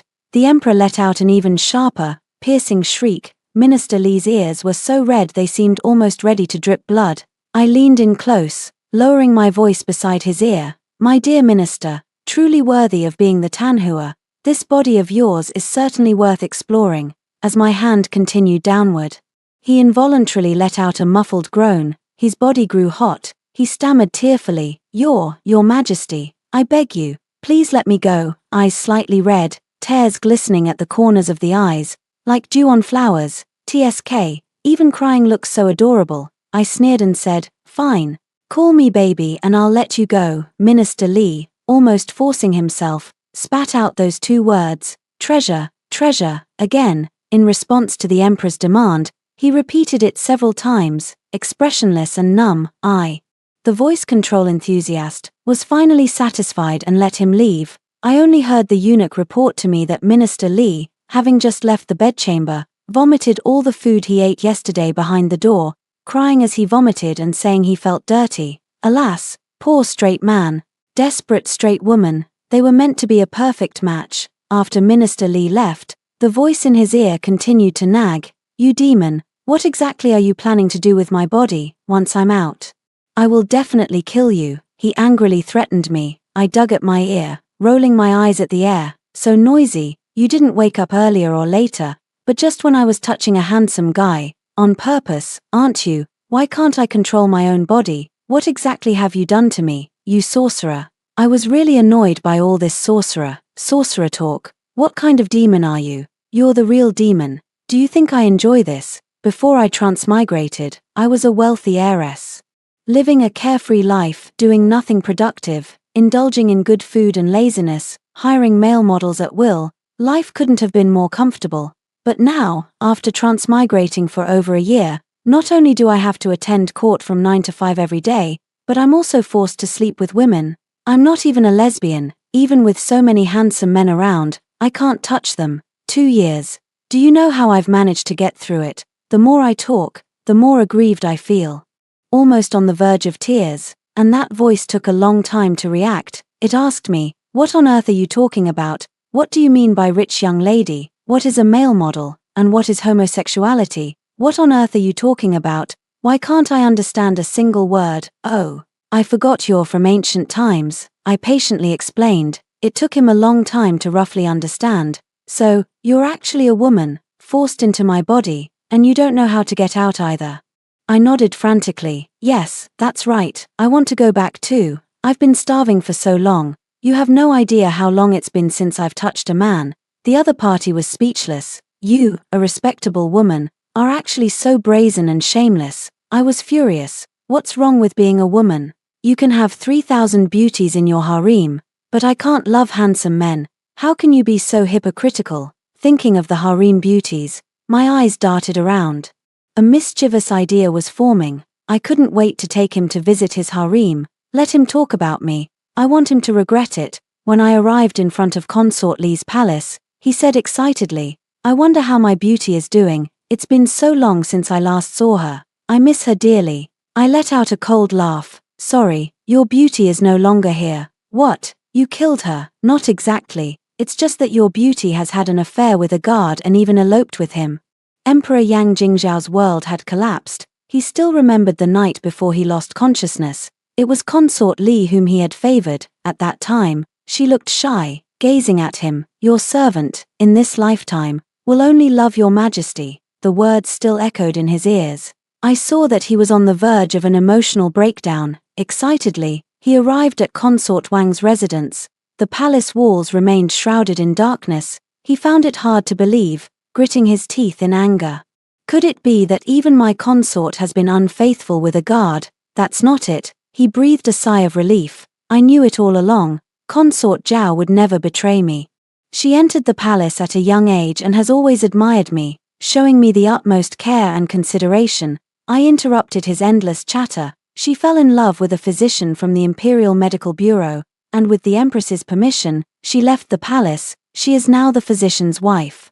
The second thunderbolt struck. Emperor Yang Jingzhao felt as if he was about to vomit blood. He had only been away for a little over a year, less than 2 years, and yet, one by one, the concubines who had professed their love for him had all fled. Was it all a lie? Then, the Emperor Yang Jingzhao forced himself to hold on and asked, "Is there really no one left in my harem?" I smiled and said, "There is." I took him to the Empress's Phoenix Algae Palace. Even from outside the palace walls, the brightly lit interior could be seen. Yang Jingzhao immediately perked up. Excitedly, he said, "I knew it. The Empress would never betray me. We've been husband and wife since our youth, supporting each other through thick and thin all these years. She would never abandon me." I grinned and chimed in, "It's true the Empress hasn't been unfaithful, but it seems she's secretly kept a few male companions. However, I haven't interfered, as I still rely on her to manage the harem. Although there aren't many people left in the harem now,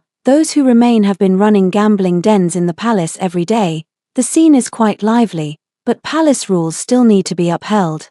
Before I could finish my words, Yang Jingzhao's agonized scream echoed through the air. "Kill me. I don't want to live anymore. You've ruined my entire harem, and even my ministers have had their purity tainted by you. How can I have the face to continue living in this world?" I smiled, comforting him. "It's not as tragic as you think, you don't know, but when those concubines left, each one of them was smiling and overjoyed. I actually did a great deed. The deep palace is a lonely place. Rather than letting them live as widows here for your sake, it's better for them to find someone they truly love and live their lives." Yang Jingzhao completely broke down. "Woo-woo, my beloved concubines, you have all deceived my feelings. Woo-woo." Suddenly, I felt that this emperor was also a bit pitiful, so I laughed at him heartily, laughing so hard I couldn't straighten my back. The next day, Minister Li reported being ill. He requested to resign. I refused. In the court, scanning around. "Only the regent prince still has some charm left." I smiled at him. Instantly, Xie Hanju felt a chill run down his spine. He immediately knelt down to seek an imperial decree. "I have long admired Princess Zhaohe and beg your majesty to grant me her hand in marriage." My face instantly turned cold. I was just about to refuse. Then, the voice of the detestable Emperor Yang Jingzhao reached my ears. "That's wonderful. The marriage between the regent and my younger sister, Shoa, would only strengthen our family ties. What are you hesitating for? Hurry and agree to it. I do not permit it." Upon hearing this, Xie Hanzhou's face turned deathly pale. "Why?" It seemed he guessed my thoughts, as Yang Jingzhao trembled and said, "You wicked woman, you wouldn't be eyeing my right-hand man, the regent, would you?" "Not allowed. He is pure. You must not taint him. You've already ruined Minister Li, and now you want to ruin Xie Hanju too." Ignoring Yang Jingzhao's voice, I calmly stated, "If the selection process for the imperial harem isn't expedited soon, then I will summon the regent to my bedchamber to discuss important matters."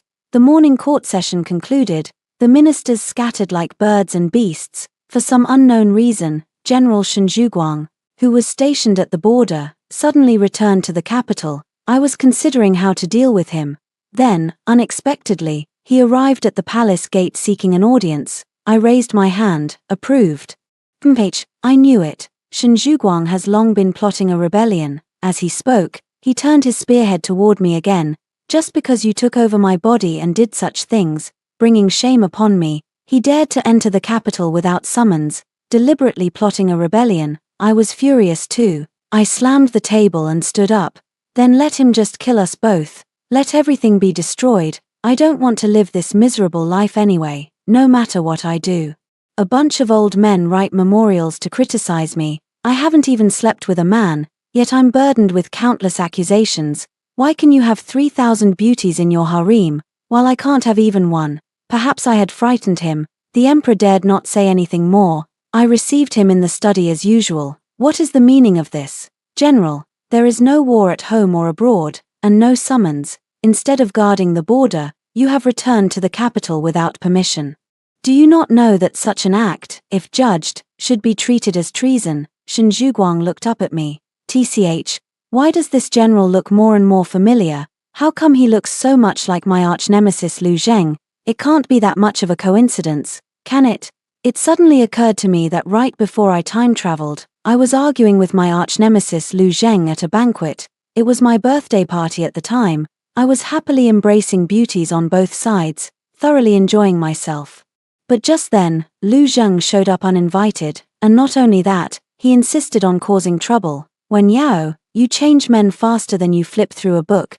Don't you have any shame? I was furious too, slapped him right then and there. Lu Zheng, what right do you have to control me? Isn't it your fault that I've become like this? Actually, before Lu Zheng and I became sworn enemies, there was some ambiguity between us. Back then, I was dark and chubby, and no one wanted to play with me. Only Lu Zheng didn't look down on me and treated me well, so it was only natural that I fell for him. That day, I was planning to confess my feelings to him, but I accidentally overheard him complaining to his good friend. I only found out later that Lu Zheng's kindness to me was nothing more than a bet he made with his brothers, wagering on how long it would take for me to fall in love with him. After learning the truth, I was furious.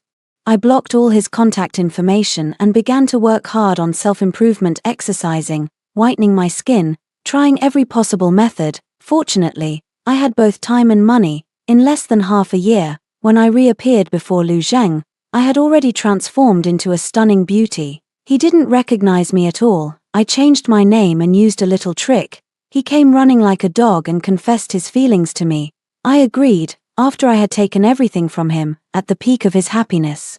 I kicked him away. You don't really think I like you, do you, Lu Zheng? I just thought you were easy to fool, just playing with you. We're even now. It was then that Lu Zheng realized I was Wen Yao, the little chubby girl he had deceived back then. From then on, Lu Zheng and I became well-known rivals in the circle. Where he is, I am not. Where I am, there he is. In the midst of the struggle, both Lu Zheng and I fell into the swimming pool. Unexpectedly, an electric shock. When I woke up again, I had transmigrated into the emperor. Could it be that the Shen Zhuguang before me is actually Lu Zheng? At this thought, I was filled with anger.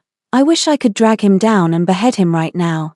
I know I am guilty, which is why I have come to confess my crime, but I have one question to ask. Speak, vast sorrow at parting as the sun sets in the west. What's the next line? I sneered. Heh, trying to exchange secret signals with me. I pretended not to know. My dear minister, you jest. I've never heard of this poem. This poem was written by Gong Zizhen of the Qing dynasty. So how could the emperor of this fictional dynasty know about it? Seeing my reply, his expression turned somewhat dejected. He asked again tentatively, wait until autumn comes on the 8th of September. What's the next line? I pondered for a moment. What exactly do you mean, my dear minister? Did you return to the capital just to test my literary skills? When autumn comes on the 9th day of the 9th month, my flowers bloom while all others wither.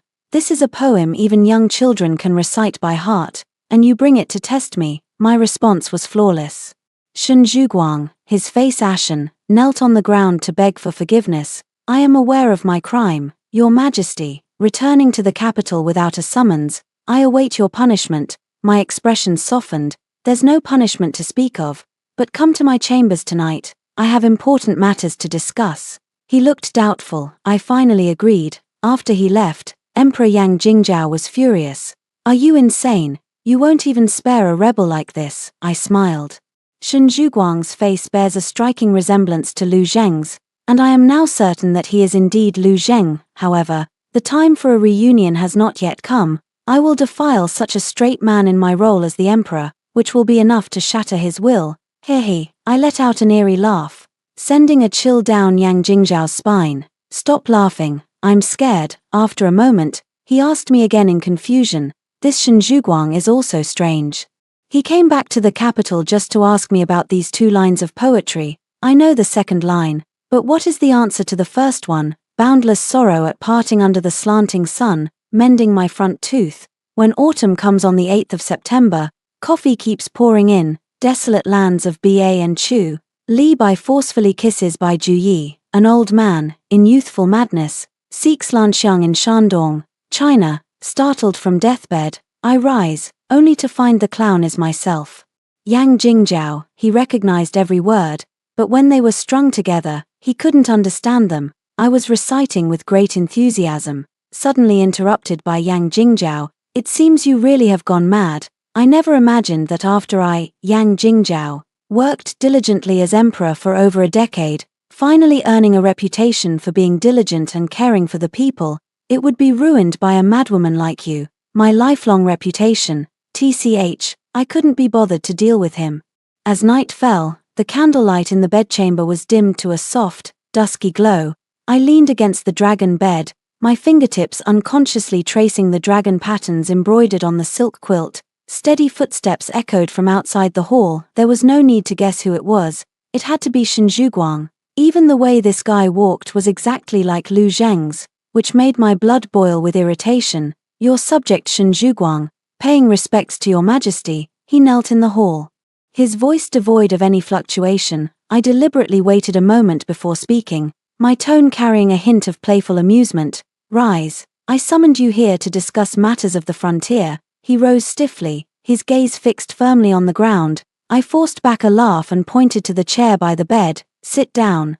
Don't be so formal. Between us, as ruler and subject, there's no need to always be so tense. Shen Zhuguang hesitated for a moment but still didn't sit. Remaining as straight as a rod, Your Majesty, if you have something to say, please speak freely. I am listening. I raised an eyebrow, got down from the bed, and walked step by step toward him. The dim candlelight fell on his face, outlining a familiar silhouette. Looking at this face, a surge of anger suddenly welled up inside me. If it weren't for him, how could I have been so unlucky, reduced to this state? General Shen. Do you know that I called you here tonight not just to discuss border matters? He stiffened, suddenly looking up at me, his eyes filled with vigilance. Your Majesty, what else do you intend to do? What do I intend to do? I chuckled softly, reaching out to touch his face, but he abruptly stepped back to avoid it. This reaction completely ignited my anger. What? I am the emperor, and I can't even touch you. I am a military general. I would not even flinch if I died on the battlefield.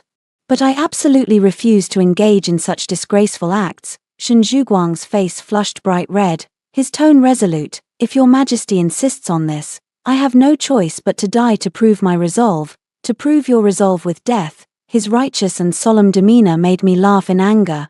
Do you think dying will settle this? I tell you, whether you agree or not, you must agree to this matter today. As I spoke, I stepped forward, intending to press him into the chair.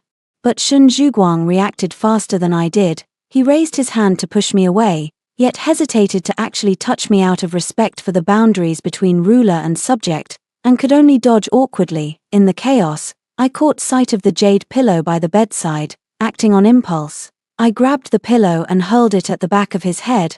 I haven't forgotten that Lu Zheng was always afraid of being hit on the back of the head during his school days. One tap and he'd be dazed. With a dull thud, Shen Zhuguang's body swayed and then collapsed straight to the ground. I threw the pillow aside, took a deep breath, and looked at the person lying on the floor. A smug smile spread across my face. You little thing, trying to mess with me. With that, I called for someone to carry him onto the bed for me. The guards, seeing the situation inside the palace, were in a flurry of panic. After finishing the task, they fled as if running for their lives. Afraid that if they were too slow, they too would be kept behind. Suddenly, Yang Jingzhao's voice exploded in my mind.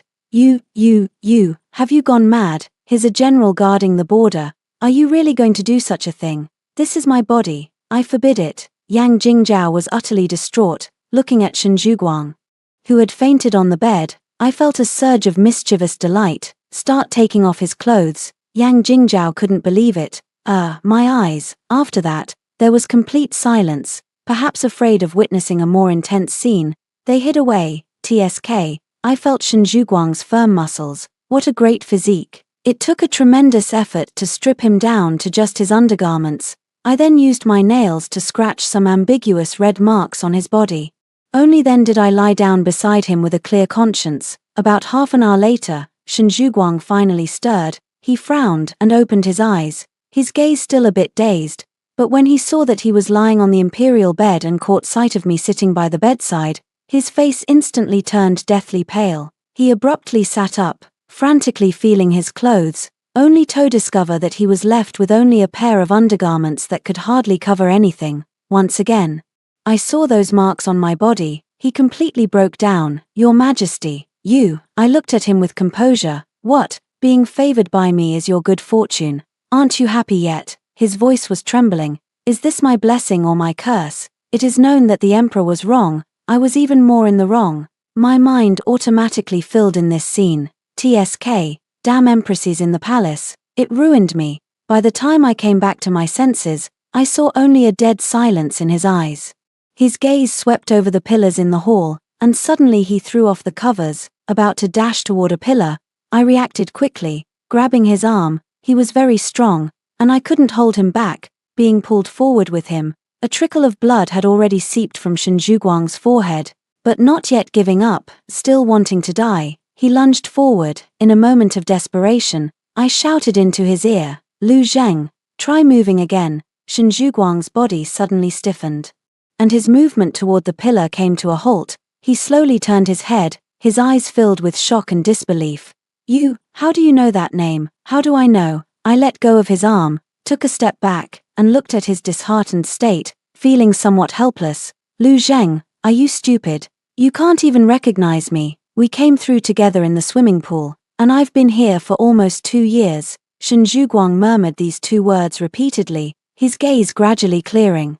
He stared at my face, scrutinizing it carefully for a long time, then suddenly asked in a trembling voice, You are Wen Yao, are you really her?" Then, with some confusion, he asked, "Why didn't you admit it during the day?" I sneered, "Wasn't it to get back at you? If it weren't for you, how could I have been so unlucky? Trapped here for so long. You have no idea how miserable my life is. Every day I have to attend court, deal with all the ministers, and the concubines in the harem, each one hoping I'll visit. It's been 2 years since I last touched a man, but I just had you, hihi." I kept talking non-stop. Shen Zhuguang suddenly lunged forward and hugged me. He held her tightly, his body trembled, his voice choked with emotion. "Wen Yao, I've missed you so much." "What?" I think Lu Zheng has been driven mad too. It's bizarre to hear the words "miss you" come from his mouth. Weird, very weird. After a long time, he finally let go of me. His face was slightly flushed. He asked somewhat awkwardly, "What you just did to me, was it real?" I was hesitating about whether to tell him, but my silence seemed to him like an admission. He held it in for a long time. He said, "Even if we slept together, it's fine. But you have to take responsibility for me." Now it was my turn to panic. I quickly denied it. "I only said that earlier to deliberately provoke you. Those marks were all made by me scratching myself on purpose. We didn't do anything at all." Upon hearing this, Lu Zheng seemed somewhat disappointed. Could Lu Zheng be gay? I think back carefully. It does seem like I haven't heard of him dating anyone since I dumped him. So, he likes men after all. Excellent. Wait until he and I travel back in time. I will announce this good news to the world, making him completely lose face. I was lost in my own beautiful fantasy. Lu Zheng told me that for the past 2 years, he had been researching how to go back. He had also tried several times. I think that since we traveled through time together, we need to recreate the environment. If we're both in the water, holding hands, and then get electrocuted, maybe we can go back. Are you crazy? First of all, where would we find electricity in this era? And even if we did, what if we don't go back? We'd just be electrocuted to death." He chuckled lightly, sighed. "Have you forgotten what I studied in university? As long as the current doesn't exceed 30 milliamperes, we'll both be fine." I thought it made some sense. "Then tell me everything you need for the generator, and I'll have people help you search for it. As for the generator's blueprints, you'll have to draw and design them yourself." He nodded, then gave me a gentle smile and reached out to pat my head. "Don't worry, Yao Yao. I've got everything under control." Yang Jingzhao, who had just regained consciousness, was frightened into fainting again. I must have seen wrong. This must be an illusion. Shen Zhuguang is not a traitor after all, but rather covets my body, a fondness for male-male relationships, a penchant for cut sleeves. I am in grave danger. In the following months, because I needed to discuss with Lu Zheng how to return home, I often summoned him. Many rumors spread outside. It was said that the reason General Shun was favored was because he had become the emperor's male favorite. Every time, after Emperor Yang Jingzhao sobered up, he would hear the rumors circulating in the harem, was so angry that she fainted, again and again. Later, he gradually accepted it, just with a cold expression. He instructed me, "Forget it, I am magnanimous and won't bother with a little girl like you." But my bottom line is, I absolutely will not be the one on the bottom. It took me a moment to realize, what he meant was that even if he were gay, he would only be the top, never the bottom. TCH, the last stubbornness of a straight man. I smiled. I comforted him, saying, "It's not what you think between him and me. Let me tell you a secret. Shen Zhuguang, like me, has traveled through time. We're currently researching how to go back. If we succeed, I can leave this body, and you can continue being the emperor." Hatilda, really, I don't believe it. Seeing his doubt, I couldn't be bothered to deal with him anymore. It's just a pity that the selection plan had to be put on hold. One afternoon, Lu Zheng told me that everything was ready. I was overjoyed and immediately ordered to go to the nearby palace to soak in the hot springs, bring General Shun along. Throughout the court and the public, the discussions grew even more intense, but no one dared to advise me, afraid that they themselves might be chosen. I thought, since I'm going back anyway, thus, the selection of concubines was completely abolished. Upon hearing this, the ministers were overjoyed, one after another thanking the heavens and the ancestors of the Yang family for their blessings. The temples, which had been overcrowded due to the selection of concubines, quickly emptied out. Upon hearing this news, the young men were overjoyed and all returned to secular life. Today is the day I must leave. The steam from the hot spring pool swirled and lingered. I held Lu Zheng's hand, my fingertips sensing the thin layer of sweat in his palm. This guy may sound confident, but is clearly nervous deep down. The guards stationed outside the hall were strictly ordered by me. No matter what you hear, do not enter. Even the chief eunuch, Liu Jinji, who wanted to bring in towels, was turned away by me. At this moment, the entire side hall was so quiet that only the sound of flowing water and the faint hum of the generator could be heard. "Are you really going to do this?" I swallowed hard, watching Lu Zheng place 2 copper wires wrapped in insulation cloth into the hot spring. The other ends of the wires connected to the mini generator he had built himself, its body still stained with unpolished patina. It looked like a piece of junk that could explode at any moment. Lu Zheng gripped my hand tightly, his gaze resolute. "Don't worry, I've calculated it. The current is just enough to stimulate the nerves without harming anyone. Besides, we've been in this ancient era for 2 years now. If we don't take risks, it's almost impossible to go back." I suppose you're right. In the great Yang dynasty, I have to endure the nagging of those old ministers, deal with Emperor Yang Jingzhao's constant annoyances, and handle government affairs diligently without a single day off, not to mention. It's been 2 years since I've been with a man. Could things possibly get any worse than this? So I took a deep breath and slowly followed him into the hot spring. When the warm water reached my waist, Lu Zheng placed my hand and his together beside the copper wire, whispering, "Get ready, we'll touch it on the count of 3, 1, 2, 3. The moment my fingertips touched the copper wire, a tingling electric current surged through my arm and spread across my entire body. There was no sharp pain, only a strong wave of dizziness. The hot spring, the generator, and the ancient-style palace ceiling in front of me instantly twisted into a blurry swirl of light.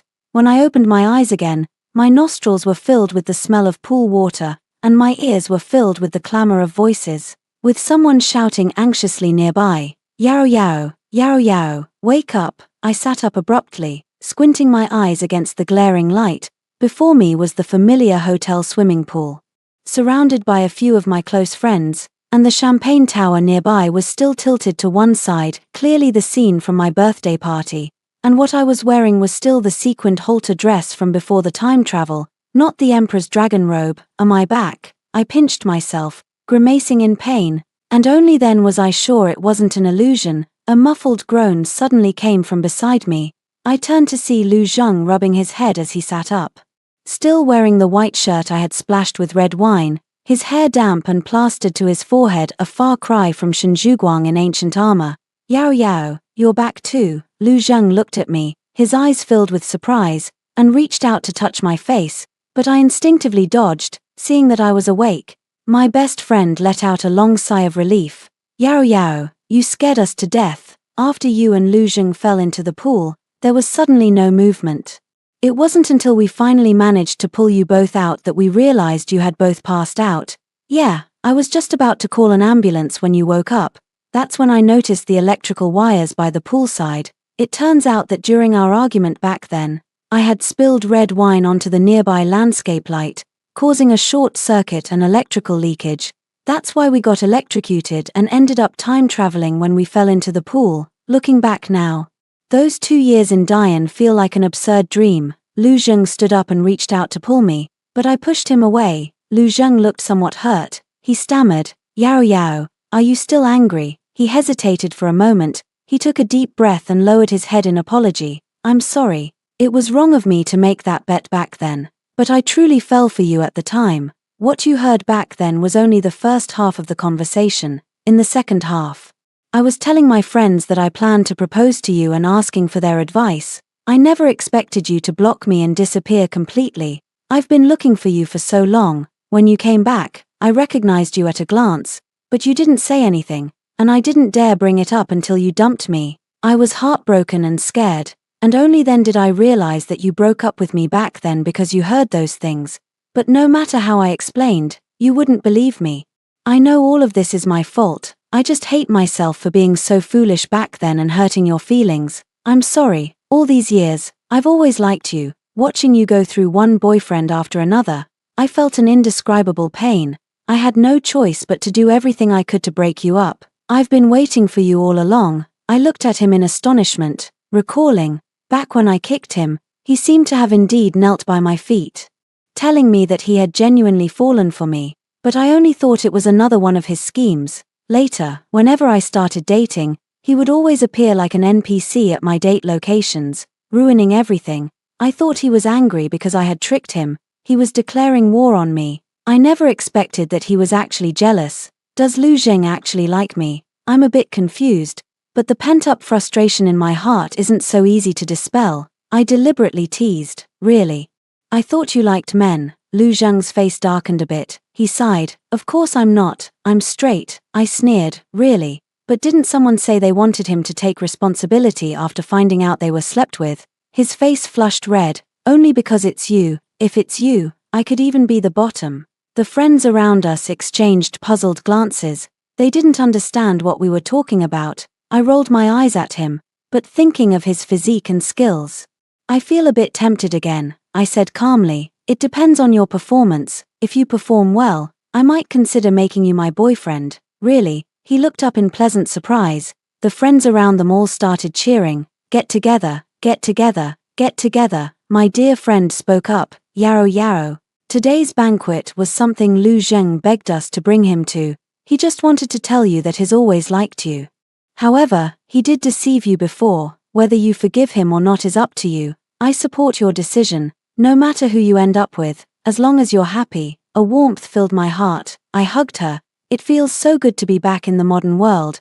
My dear bestie is always by my side, keeping me company. That night, I shared the same bed with her. I told her about the strange incident of my time travel. At first, she didn't believe it. Later, she was amused to tears by my plight. "It's no wonder you, the big glutton, were so pent up." Later, Lu Zheng stuck to me like a piece of bubblegum. He tried to seduce me in different ways every day. He played dress-up every day. He wore so little. I lift his chin, my tone flirtatious. "Wearing so little, you have no sense of male virtue." He kneels on the bed, adorned with a diamond-studded chain and armband. He had seen me watching a video of a boy band dancing with such accessories and secretly went to have them custom-made. A black choker around the neck, the Adam's apple bobbing up and down, long, dark eyelashes cast a shadow on the pale face. "Don't you just love seeing people wear less?" The tone was resentful. Then, he obediently spoke again. "Yao Yao, I am yours. You can do whatever you want to me." When he looked up again, a faint mist rose in his eyes. The tear mole at the corner of his eye was utterly captivating. TSK, you little minx, I'm feeling a bit heated as I watch. Cupping his face, I lean in and kiss him. In the desolate lands of Ba and Chu, this flirtatious man is seducing me.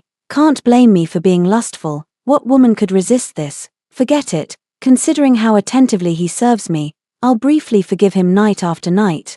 After Yang Jingzhao took control of the body, the first thing he did was to immediately send Shen Zhuguang back to the borderlands. He was terrified. Shen Zhuguang was also afraid. He had lost his memory for 2 years, and when he woke up again, he heard that the emperor had suddenly developed a fondness for men and had favored him for several months. He was so frightened that he fainted on the spot.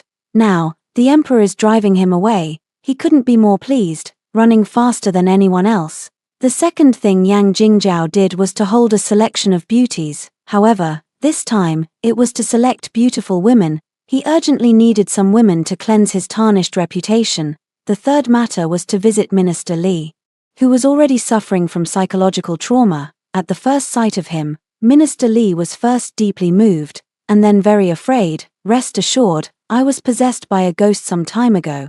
But now the evil has been expelled, I have nothing but high regard for you. With no other intentions, 2 straight men, staring at each other, only vigilance remains. Later, in the study, Yang Jingzhao discovered a letter. It was left by the woman who had once possessed him. The gist of it was that he should not be harsh with the concubines who had betrayed him and should treat every woman in the harem well. Secondly, he complained to him that being an emperor is truly not a job for humans.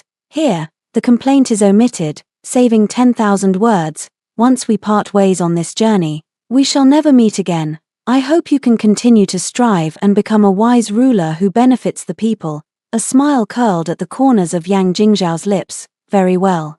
I promise you, after hearing the 2 stories above, what are your thoughts? Feel free to share your opinions in the comments section. Looking forward to hearing from you. If you liked this story, don't forget to like it, share it, and subscribe to my channel. See you next time.